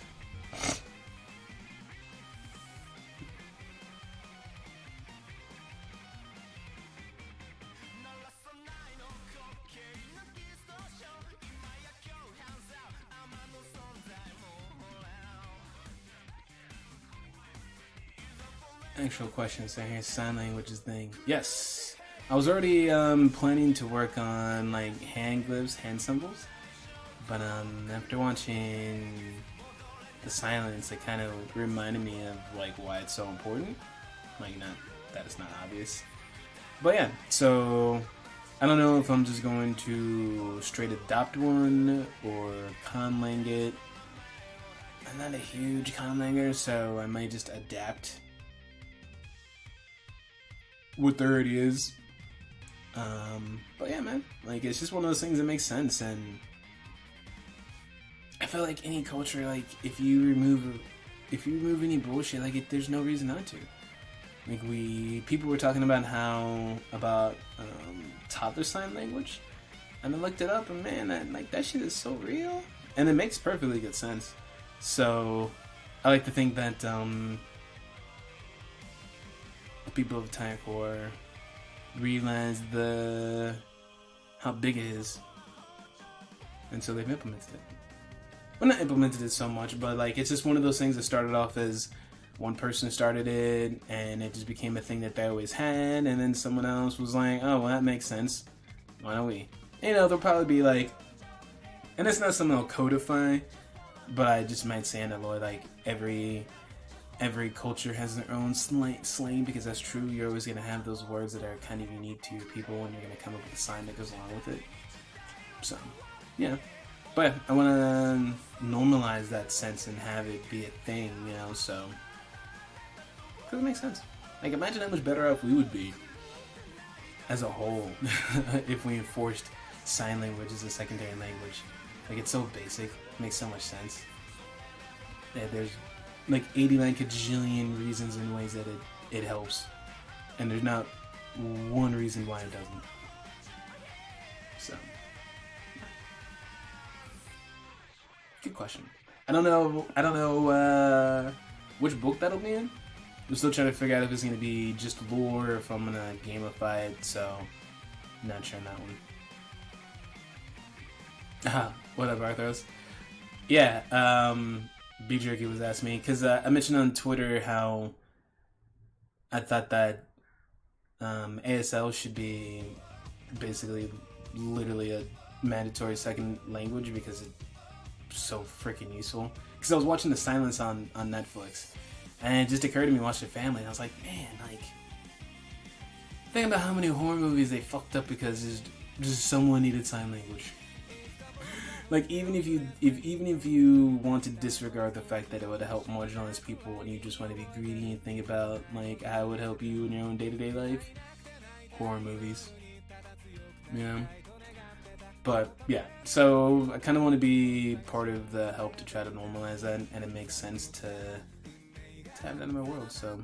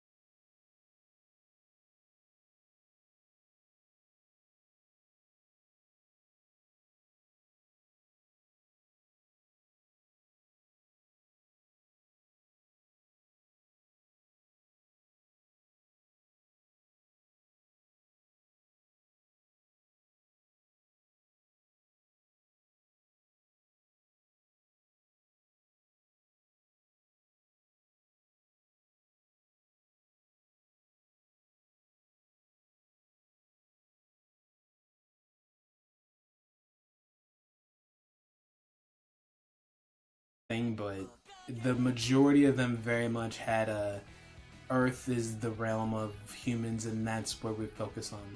Some of them even had stories that said that the humans fell from the stars for being too hubris, and that once again reinforces the whole look forward, look around you.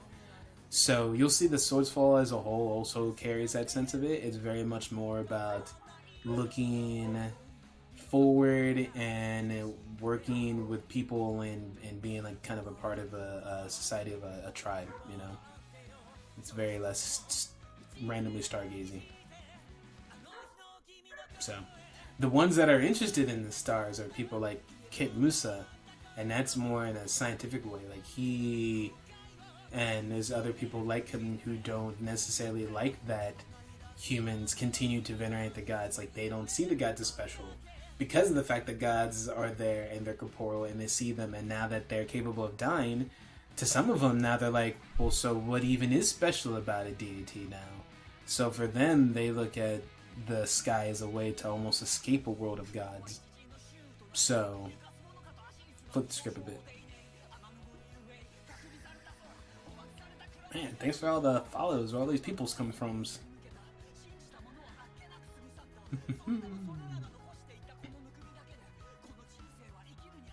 And yeah, I don't use web captioner.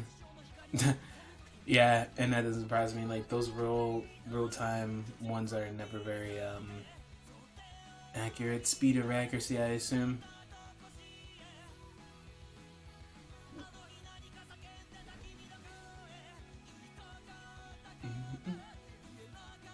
That was a good question, though. It's always interesting, like the tie that we have to astrology, because it and especially like on Earth, the way that different cultures had treated the stars tells you a lot about the relationship with God. Like not only in a religious way, like it very much shows how they felt about corporeal beings or higher entities, and it's very clear.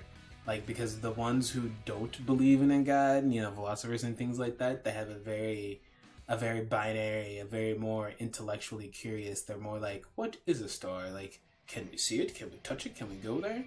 And the ones that are more religious, more spiritual, to them it was more of a reverence of like is gods, are they in the stars? Are they a star? Like is that where they sleep? Is that where they live? Like is that an entity? You know, it's very much humans look to the sky, to the stars to find ourselves, to find something. When humans are content, they don't look up at the sky. So, just a thing. What up, V-Ferg? It's going good. People, I'm still looking to see if people have more questions, but I think we're getting a wrap to the stream. Feels like about like this 2-hour mark is when I lose people, which is fine. It's not Tuesday, so we're not doing tacos today, but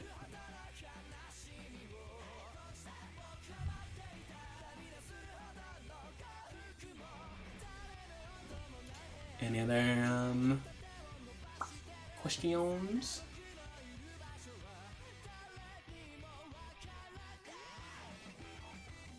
If it was up to me, every day would be taco day. But we have a whole theme going now. TikTok tech. Taco Tuesday tech or talks with Takal.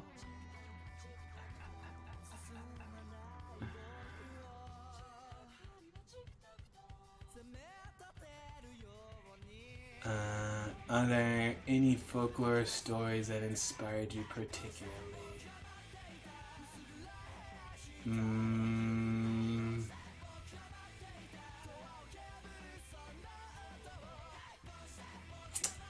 I don't know if I have to say there's one in particular, because like I said, I tend to design very modularly, so I usually go looking for stuff when I need it. I rarely will find a story and then decide to put it in Swordsfall, if that makes sense. I'll find a story I like, I'll bookmark it, save it, whatever form it is to remember it, and then I'll use it as a source when I'm looking for inspiration. But I very much build Swordsfall as itself, and then I use tales to reinforce like the reality of it. So like if I'm working on, like, let's say right now I'm working on the Daihoma, so I'm working on their pantheon, and in real life they're based off the Daihomi and that general area, and you get into this thing where I could either lift whole things or I could take pieces. So like I have an idea of what I want the Daihoma to be, so I'm taking like bits from the real life inspiration, like the font and whatnot, and then I go, okay, I want to make this kind of god because this works for my story, or I feel like this works for the area, and then I'll go look for inspiration. But I very rarely will be like, oh, this is a cool story, this is a god, I'll put this in Swordsfall. I say it a lot. I say that a lot out loud. I'm like, oh, this is going to Swordsfall. But I very rarely copy paste. It's usually like it goes in like the reference drawer, and then as I need stuff, I pull it out, and that works really well for me. And I feel like it helps me keep things original and fresh, and then continue to build like its own mythos, rather than it just become a collection of other stories from other places. You know. But yeah, I don't know. Like, there's a lot of like African creation tales that I like. It's really hard to say because it just depends on like where I'm at. There's so many tales and whatnot built into Swordsfall at this point. It's really hard to keep track of, without specifics sometimes. What kind of calendar does Tycore use? It's a 13 months. Yep, 13 months I think, because it's 374 days as a year. I'll have to look it up, I wrote it down. It's not something I use all the time. But it's on a 36-hour day cycle, so the days are longer. The overall day is longer, and daylight and nighttime can be longer, and it just depends on equinox. Because, like, for instance, like one of the big Nexus stories, the Longest Night, literally happens pretty much not dead on the equinox, but in that time period where the night's overly long. So during that particular day, it's 22 hours of night out of a 36-hour day. So pretty crazy shit. But I have the whole calendar right now. I don't know. Those are like the nuts and bolts I'm not a big fan of, but I'll dig it out and I'll read it on stream. But I got all the months named and all the days of the week. I just meh.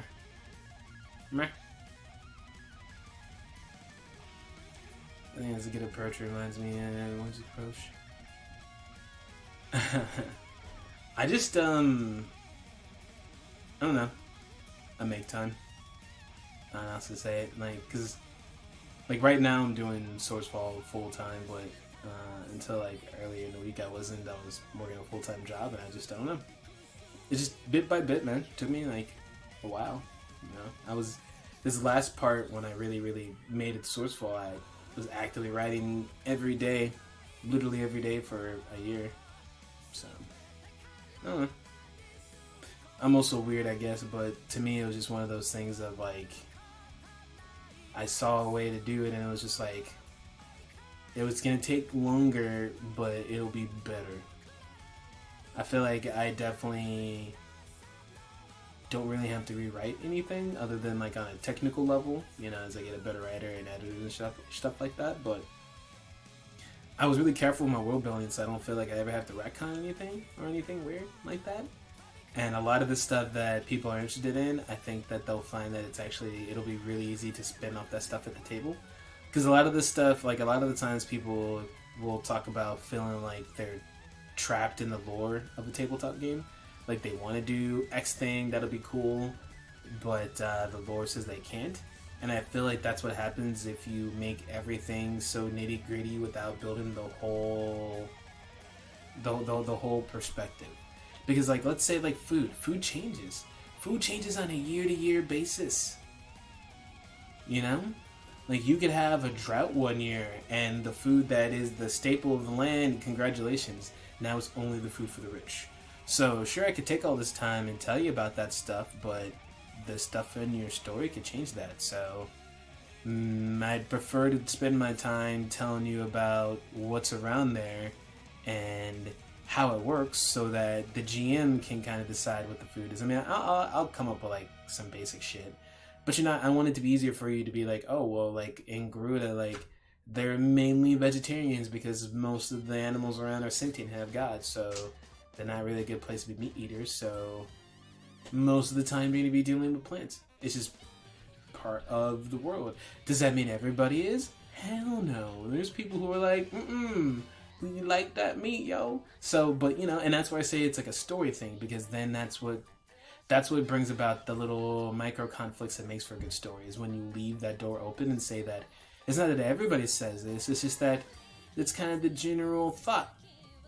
And if you go against it, you're not gonna go to jail. You're just that guy. Like, you know what I mean? Like, we say like you shouldn't fart in public, and if you do, what happens? Nothing. It's not illegal. It's not on the books illegal. It's just socially bad. But those social norms are really easy for people to ignore, and that's a conflict. So, as long as creators remember to make those things more of cultural conflict, and that's what I try to do, I make it about these are the things that certain people think and certain people want for X reasons, but not everybody. And most of those things aren't going to be required. So, you know. Yes, I do that. Thanks, V. We'll see. Like, I'm hesitant to say full-time, because, like, it's really going to come down to just watching the budget, because I want to make sure that the book is epic. So if it means I got to go back to work for a couple months at the end of a project, whatever. I'm not too worried about it. As long as I get time to sit down and really pay attention to the plot and the story and do things the way I really want to. Right. But yeah, we're getting there. Hippo meat tacos could go out of style one year. That's the truth. Like, that's a dangerous meal too. Like, that's a hell of a target to pick. A hippo? You should not try to eat something that is more capable of eating you. What are the cyberpunk philosophies present in Swordsfall? Traditionally has been very... Oh, don't even start on that. Cyberpunk is only nihilistic because people have decided it's going to be nihilistic because people are nihilistic because they think it's fun and it's stupid. I hate nihilism. Don't even start it. I hate nihilism because people like to use it and quote it, and every philosopher they want to use to back up nihilist really wasn't a nihilist. They were just moody, and if you read their docs enough, you'll realize that they come out of it, because yeah, it's like the teenage angst of philosophy. And it super annoys me because all cyberpunk really has to be about it's just about the punk part, which is the fighting against the man. And this is something I bitched about on Twitter, which not many people agree with me, but it doesn't have to be capitalism. And if anything, it's really annoying that cyberpunk has just become another word for depressing, nihilistic, anti-capitalistic bullshit, and I'm just annoyed with it. I feel the same way about zombie movies, because it's like they've run themselves into a corner where by stepping into this genre, you've assured no conclusion, no ending. You're just watching for an effect. I don't know, and I don't like it. It's weird. I don't know. But no, there's no nihilism in Swordsfall. One of the things Tumo and I have talked about is it's purposely very colorful.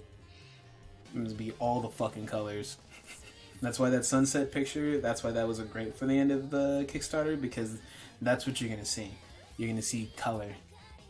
And not just black people color, but like vibrant colors. Purples and yellows and greens, because punk doesn't have to be about death, and really punk isn't about death. Punk is about life. When you look at to see like a lot of times how punk started, they didn't start punk because they were sad. They started punk because, you know, they were the outcast and they were fighting back against it. more celebration than it is nihilism and self-hate or just hate of people. And that's what pisses me off about nihilism. People use it as an excuse to be a shitty person. If you're really so nihilistic, then the first thing in your mouth should be how you suck, because you're included in that. And somehow nihilists always seem to exclude themselves from that functory of people suck. So, meh. Meh. Meh. So, it's just... Because the thing that drives me is that you can have something that is oppressive, and you can even have something that's apocalyptic, but for fuck's sake, for what? Like, I'm just tired of everything being about nothing goes anywhere, and at the end of the story, everything sucks. Cool. Is that like a metaphor for life now? Like, everything sucks, there's no such thing as hope, like, nothing ever gets better. Why are we here? I'm over it. Like, it's fine in spades when there's like a lesson to be learned, but man, we've gone so far past that. We're just stabbing each other for fun now, and it's ridiculous. Ridiculous. And yeah, and that's why I called it Afropunk, is because I didn't want to have to deal with people telling me what is cyberpunk. But as far as I'm concerned, Afropunk is cyberpunk. I'm just saying that because I really don't like how cyberpunk is presenting itself, because it's supposed to be about a future of resistance. And for me, like, Swordsfall is that, but it's that in such an ingrained way that the whole world is itself a message of resistance. I don't have to name anybody, because the fact that it exists, what they do is it. Like, I don't necessarily have to call it ableism, because I'm making everybody have sign language. That's how you call out shit. You're just like, yeah, this is a thing, whatever. And it works really well. What's your excuse now? People are going to have a really hard time talking about having a whole lot of black female protagonists when they see a book full of them and they're badass. All of a sudden, it doesn't seem so weird now. So, we'll see. And as time goes by, I'm going to slowly start dipping into cyberpunk, because I really do want to do an Afro bebop style. And I'm tired of it, man. Like, anti-nihilism. But man, and like the other part is, and that's why I didn't make Swordsfall super techy, because I feel like people use that as an escape for realism too. Like, they've taken the equivalent of the flaming magical sword built into the volcano, and instead they took a whole bunch of numbers and they made it the F941 Dragon Lance machine gun with incendiary rounds that explode inside someone's brain. And they want to tell me there's a difference between the two. Okay, buddy. A little grounded would be nice, that's all I'm saying. But, and I felt like, especially like when you're doing something POC, like, we need the optimism. I know plenty well what oppression tastes like shit. I don't want to play it.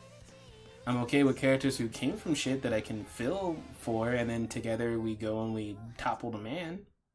But that also has its own problems in essence, because everything becomes about like that battle for it. And sometimes the best way to normalize something is just to normalize it. It just has to be normal. So, you know. Dark and depressing. So what systems are the PCs in Swordsfall resisting against? It depends. This goes back to my whole like non-monolithic. That's gonna be like at the table. Like, what are the people at the table resisting? Are they resisting? Because sometimes resist, especially in a large scale way, sometimes doesn't have to be done through reaction. You know? Like, there's something to be said about, like, let's say in America, where obviously there's systematic racism, sometimes the biggest way to rebel isn't necessarily to show up at every march, but it's to be like Jay-Z and Beyonce, where they continually to build their empire, build their career, build money, and when they get a chance to, they turn around and are like, yeah, activism, but now they have millions of dollars to do that thing behind it, and they've built themselves high enough to where the haters can't even touch them. And so now they can become a symbol and make it easier for the next people. You know what I mean? So like resistance comes in a lot of different flavors. And not just the burn this motherfucker down. It's usually like the first step, because that's usually to get people's attention is by burning shit down. But there's a lot of different ways to do it, and no one way is right, no one way is wrong. You usually need all the different forms layered on top of each other. Yeah? So, I don't know. Like, and the big thing about Swordsfall 2 is I don't necessarily want people to get the game and think that every session has to be about playing out revenge fantasies from the oppressions they have in real life. Because I know that that's tempting, but I think that also can really weigh on a soul.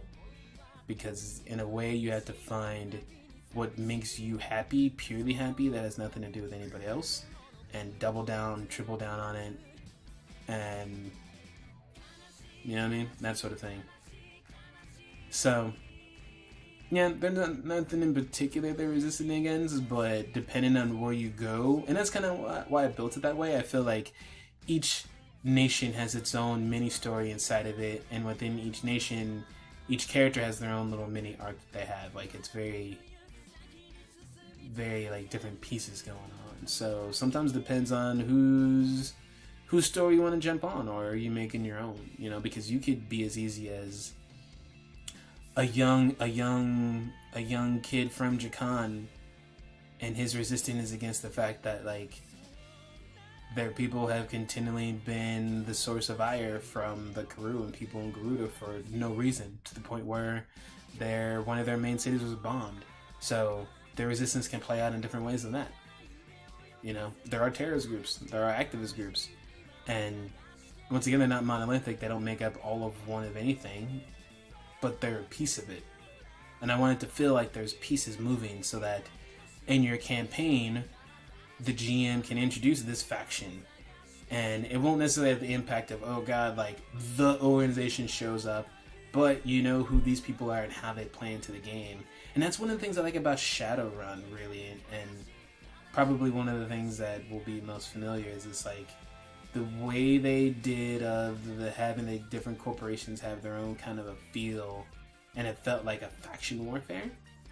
And while Swordsfall isn't going to feel like an open faction warfare, it will be clear about how there's different factions and they have different thoughts, different beliefs. And because there's magic, like, there's a not a gap, but when you think about something that requires study like that, like how people feel about careers, you know? Like, lawyers look at themselves differently from other people, and it's not because they're being mean, but like when you spend that kind of time being that specialized, it makes you look at life differently. Same thing with doctors, you know?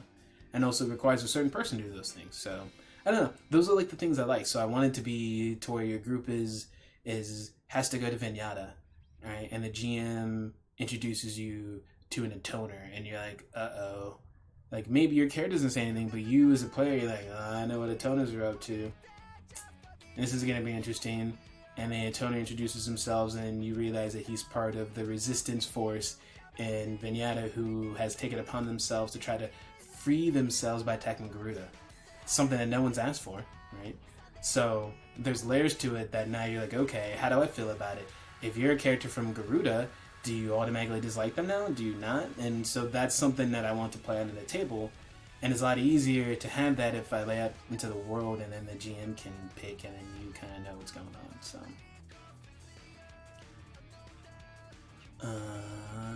well, that's something which call one of my freshers is pretty sure that Jester is first link. I mean, absolutely. Like, if there's one thing that drives me is how we've underestimated sign language, because one of the things I had to do in a public speaking class, because you had to break yourself of hand language, they tied your hands behind your back, and you had to give a 15-minute speech, and people mocked it so bad at first, and then you realize a couple minutes in how hand gestures fill in for your brain so fucking much.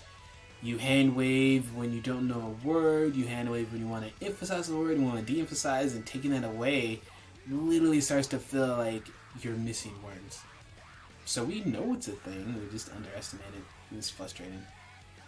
How we have jokes about that, like, I don't know if this is offensive because this literally came from my ex-girlfriend's fully Italian mom, and she joked, because she was like, what do you call an Italian with their hands behind their back? And I was like, what? Mute.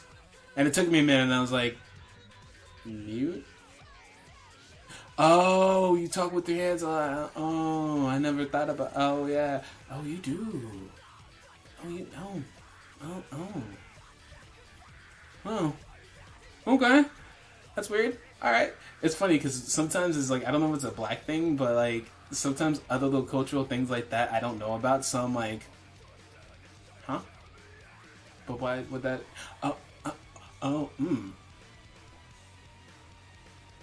Like I really truly didn't understand like what anti-Semitism was until pretty much college, because I was like, why? It's like people just hate Jewish people, just like that ended with like the Crusades, and like they just see them and just, but how do you it's not a skin, like it was super confusing to me. It was certain things like that just fly over my head, so shit like that is funny. But yeah, like super down with sign language, and I hope that is something that we can start like normalizing, because we know it's a thing. We know it's a thing. It's foolish. In the scenario that you were a player for a Swordsfall campaign, what kind of character would you play? Is it bad to say I don't remember the last time I got to be a player? I GM for so freaking long. Last time I was a player, 6 years. So, I don't know, what would I play in Swordsfall? I'd say like a toner. A toner is definitely one of my favorite classes, just because I love this image I have in it of like, because part of me with Swordsfall wants to appropriate white culture. Like, I don't mean to say that in a bad way, but like as a black guy watching people steal stuff, sometimes I'm sitting here going, huh, okay, it's like that, okay. So like, I don't know, part of me, the toner, I always imagine like almost a western, like the classic man in a black hat that walks into the town, except the man in a black hat and he's black, you know. So they got this like slightly cold, a little aloof, like they feel like vengeance. Like, I don't want to say they smell like vengeance, but like I want to have like, I want to figure out a way to add like little sensory details, because there's something, we get a lot of sensory feedback from people, and I feel like we could add that more into gaming, you know, because if we don't just see people, we feel people, like we smell people, not necessarily in a good or bad way, but like we remember a person's essence. We remember the way they like they walk, the way their shoes fall. You know, you remember that, oh, that's so and so because of the way their keys jingle when they walk. Like, we're all the way on that stuff, and I feel like we forget that sometimes when we write stuff, because those details are kind of hard sometimes. So I usually lean on like those images in my head. But yeah, the intoner is just something I want to play with, because I imagine this man in the black hat rolls into town and real quiet, and people are like, "What's up?" And I want atoners to be like a profession to where you know them when you see them, but not because of a uniform, but because they just have this feel to it. You know, like when people say, like when people were like, oh, like military, like people who have had like a certain service or certain training hold themselves differently, they carry themselves differently, and once you see it, you're like, you know it. So I want atoners just to have that feel. They have that feel of someone who doesn't just deal with spirits, but they deal with spirits who are angry, who are mad. Like, they carry that sense of wrathful vengeance, you know, and the toners don't fuck around. Like, they're not there to have a negotiation. They're not a spirit investigator. Like, they're there for atonement. And they're usually there for atonement for a spirit that was killed. Because that's generally the ones that have enough anger to persist after they die, you know? And so I just imagine like almost like the classic, almost not like a saloon. I don't want to be saloon, but there is something powerful about that door opening, because you can't help but look up when the door opens, and here he walks in, and it's the black hat, and he's quiet, and he's just looking for a particular person, and that's all he says. He's like, "Where's Jim?" And they're like, "Who?" Is like real even, real quiet, but his tone makes it clear that he's not fucking around, and he's only gonna ask one more motherfucking time. And you're like, oh, him? He's like 3 streets over, I guess. I don't know, I'm supposed to tell you that. And then he leaves and people are just like, was that an atoner? Because that's the thing too, like the professions, like from a gamer standpoint, they're gonna sound like they're everywhere, but really, like you're talking about the elites. It's like talking about an NFL player. We all talk about NFL player, but when you sit down and do the stats, they're like 1% of the 1% of athletes in America, but they have that confluence of sounding like they're around a lot, but most people have never met one, an actual playing one, you know? Same thing with professions, like there's a lot of them and they're there, but it's not like they're so everywhere to where they've seen them. Some people have never seen an atoner in real life, and when you hear stories about them, you're kind of like, well, maybe that's a good thing. I never have seen an atoner before. Okay. But yeah, like I want them to have like that feel, and there's something fun about that. It's like this guy who's he's there for one reason and one reason only, and that's to get vengeance, because they literally the anger of the spirit is attached to them, and that's what gives them their extra power. So like they're almost using the spirit's rage like in battles and stuff like that, and it makes them cold because they can't help it. They're holding the anger of someone who was murdered. You're not going to be in a happy smiley mood when you can't help but like feel that energy and that like hatred that must come from like understanding that like your life was cut short, you know. And atoners are the ones that are delivering that, and they do so as cold as the dead, you know. And I want it to feel like they're not mean or they're cruel. They're just A to B. A, you killed this person. B, they can only be satisfied with your death. Cool. Middle of the daytime in the street, atoners don't care. Vengeance is vengeance. Vengeance doesn't care what other people think. Like, vengeance does not care. You got blasted in the middle of the street. Shouldn't have killed somebody. And then, like, I wanted to have, like, people be really confused, you know, because what they do is wrong. There are people who don't like them, and there are places where being an atoner is illegal, because I want that to be a thing, too. Like, not everyone's going to be cool with that. Like, there's going to be some places where people are not going to believe in that. Or maybe there's a powerful king who has murdered some people, who has no interest in atoners coming to come get vengeance, so he's outbound them in his lands.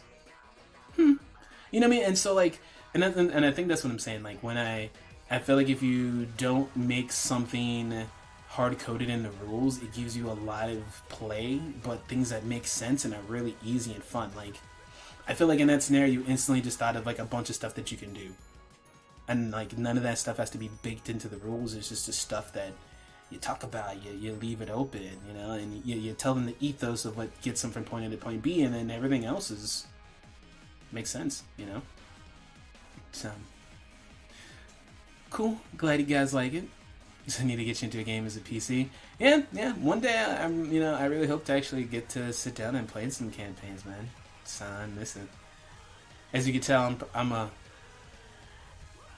GMs have always loved me, and occasionally GMs have been scared of me, because I'm a good player. Like, I'm not going to destroy your game. I'm going to play your game. I'm going to play your game. I'm going to play everybody at this table. And I'm going to make sure they like me, and they like me, and you're really going to like me. I'm still going to backstab you, but you're going to like when it happens. Not that I always play backstabby characters, but sometimes players make it too easy. Yeah, the world slows down when one walks in. Yeah, there's some professions I want to have that feel like the world walks and like slows down and like, oh shit, like it's them. Why are they here? You know, like I wanted to feel like the world reacts to the players, and obviously it's not a video game, so you can't code it in. But I wanted to I want to build those visuals to where you know that people are gonna react to you once they know what you do. You know. Sneaky king. See you later, Mike Trev. I intend to. But yeah, so like those are the concepts that I built into all my professions, man. So the toner is just one that its imagery is just one that I have a real thing for right now, because sad story, but like my granddad on my mom's side, he was a big Western fan, and I never really got into Westerns, but I just remember that love he had for them, and I feel like you remember him talking about like the couple of like black cowboy guys he had like on TV during like when they had what was it, not long shot. God, what was the name of it? I can't think of the name of the show. But anyway, I thought it would be interesting and fun to finally like have some more classic black cowboy style characters that exist on their own and aren't necessarily submersive to someone else or sheriff or some bullshit, you know. So I try to give all the professions that sort of deep concept and mythos, because, and not to say that like the way classes are done is wrong or anything, because they're not, but they're kind of cookie cutter in the essence that it doesn't really get to the crux of what a class is supposed to be, you know? Like it's your profession, it's what you do for a living, it's why you're good at it. You know, what you're doing is special, and when people do those things, we give them titles, we give them names. I mean, when you think about it, that's how a chef started. Like, what is a chef? Like, if you think about it, there's nothing special about a chef. Someone who makes food. Ooh, anybody can make food. Nah, what makes chefs special is they make hella good food in ways that you cannot easily replicate, because they understand the knowledge of food, they understand the knowledge of taste. They take it beyond a level. You would have to sit down and devote your time to try to catch up to where they are right now. That's what makes a profession, that's what makes a class, that's what makes it special or scary, is that understanding that what they're doing is probably possible for you, but you can't. You can't at all. You tried maybe even and realized that, oh god, like, what? You know, we need to call in a specialist for this. You know, so they all have really deep conceptual concepts. And this is one of the things I'll go over in the podcast. I'll spend like one podcast talking about a specific profession and stuff like that. So that way people can understand them more. Because I know with 34 professions there's a lot, and not everybody has gotten a chance to really be exposed to all of them. You know, like there's a few that like nobody talks about the LeMain. That one kind of gets skipped over because they're kind of cool. I don't know, they're all really cool. So, meh. Alright, I think we'll wrap it down as people are kind of leaving and having to go to work and shit like that. That was a good question, though. And thanks everybody who's been joining and following. It's kind of weird, people just being content to listen to me talk about Swordsfall. I feel like I've spent a year trying so hard to get people to like care about Swordsfall, and now that people are like, oh, we want to hear about it, I'm like, what? Really? But like, why? After like a year of being like, hey, you want to hear my story? People are weird. Even as a philosophy guy, even like being able to explain a concept, when it happens to you, you're like, I don't know why. I don't know why. Yeah, thanks for being able to come to show up, Black Tone Press. So, and yeah, so I'll probably be I'll have to get better at putting this one on YouTube and stuff like that. Might do one more stream before the end of the week. So right now we're looking at Tuesdays for sure, and then Thursday, and then I'll try to keep up this whole philosophy thing. I might be a little better prepared, maybe some slides. I don't know how deep I'm getting into it, and especially as we get into the book, I'm trying to keep it lightweight so I don't have to worry about a crazy amount. But I also want it to be cool. I still want to do this karaoke, this Twitch play karaoke. We might do that this weekend. We might do that, Saturday streams are good? Saturday, Sunday? I don't know. It's all stream thing. When do people stream? When do people watch streams? So, check out the website. It's hot. It's fresh. Buy some shits. Like the sticker. Which also, by the way, when you buy anything from the Swordsfall store, you're not just supporting me, you're supporting the artist, because all of the artists whose stuff I use, so like Tumo, this is his art, he makes royalties off it as well. So, and that's one of the ways we're gonna keep this puppy funded, so, because my goal is to keep Tumo as my artist until the end of time. yeah. So check it out. The normal domain will be on it soon. I don't know why it took so freaking long for it to transfer over. I swear, like, I remember back in the day, you used to be able to transfer a domain and it took like 10, 20 minutes at the most. And now they're like, could take up to 20 days. And I'm like, 20 days? I own this sucker. Like, why does it take 20 days to transfer something that I own from a current name server to a new name server? But whatever. I don't do tech anymore, so I can't tell nobody how to do nothing, but oh, it drives the shit out of me. Drives the shit out of me. It's all automated. Ah. Anyway. Yeah, the hat's pretty dope. And there's some other stuff. There's gonna be some more stickers I'll be putting on soon. I was trying to get all of them up, but it takes a minute. And there's also some like other designs we're gonna do and stuff like that. And Taylor's been working on a few like custom designs, and then I got some new art from 2mil that should be coming out soon. So my goal is to have it kind of be a thing where you're just like regularly seeing new art and new merch come out with the art. And I don't know. I know, like, there's all sorts of weird shock economics. Like, you can't have stuff while performing stuff up, but I don't know. People have choices and they like what they like, so my goal is just to put up different cool shit. You like it, you like it. Wear Swordsfall stuff, supports us. I appreciate it. And there's shirts and jackets and stickers. And then as the books come out, we'll also have it to where you can digitally download the books from the site. So I already have that functionality in the back end.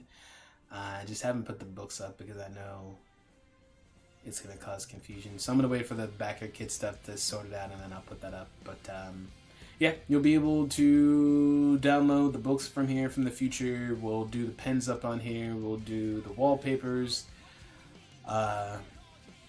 Eventually, as we get bigger, we'll start probably doing pre-orders on here instead of backer kit. Just because backer kit's a lot of money. I do most of the stuff myself, so this will probably be the one and only time I do backer kit. And then from then on, then we'll do it all internally. I got all that stuff going on that. And yeah, just this site in general, man, because I know people are always asking where to find stuff about Swordsfall. Now you don't have an excuse. So I have links from the Kickstarter, from the Patreon. I will link just about everything we do to the website, so you know when you have a reason to ask me what's going on. I'm gonna start being like, go to the website, buddy. No, I love you guys. It's just there's a lot of stuff, so sometimes I'm like, does nobody ever read the other replies I sent? So if there's any issues, holler at me on Twitter, email me. You know what's up. But yeah, meant to be the one-stop shop. If you go to it right now on the front page, you'll actually will see my lovely face, because guess what? I added a Twitch widget to it so that when I stream, you can actually see it from the front page, so people should have no reasons to not know I stream either. So I'm trying to make it as streamlined as possible. There's a thing for a newsletter on there, which I know it pops up when you first go there, and as well it's toward the bottom. Sign up for the newsletter. I promise I will not spam you that much. It'll be mostly Swordsfall stuff. I might do it to where I'll do like newsletters, and I think I also have the functionality to send new articles to people if they're interested in. I might get that sorted out as like an optional thing for people who would prefer that. So I don't know. I'm trying to figure out what you peeps are and what you want, because I'm not going anywhere. Ever. I'm going to sell you all the Swordsfall stuff. I'm going to sell you this book, and then an RPG book, and then some novels, and then some comics, and I got some other stuff in the works that I can't talk about yet because it's not real, and I don't talk about stuff until it's real, as in it's signed and money's in my bank account, but we're going places. So, one day at a time. Alright, peeps. Anything else? Any last minute questions before we sign off for the evening? Does this time work for people? Or like 11? I don't like to do too early because sometimes I get lazy and I decide to sleep in because I'm on the West Coast. So not that like noon is early. I'm usually up at 7 a.m. But I'll get stuck in a work zone, and then like it'll be almost 11. I'm like, but I'm busy. So no. Okay. All right, peeps. Don't have the tagline. I'm in Portland, Oregon, Tiger. So that West Coast vibe.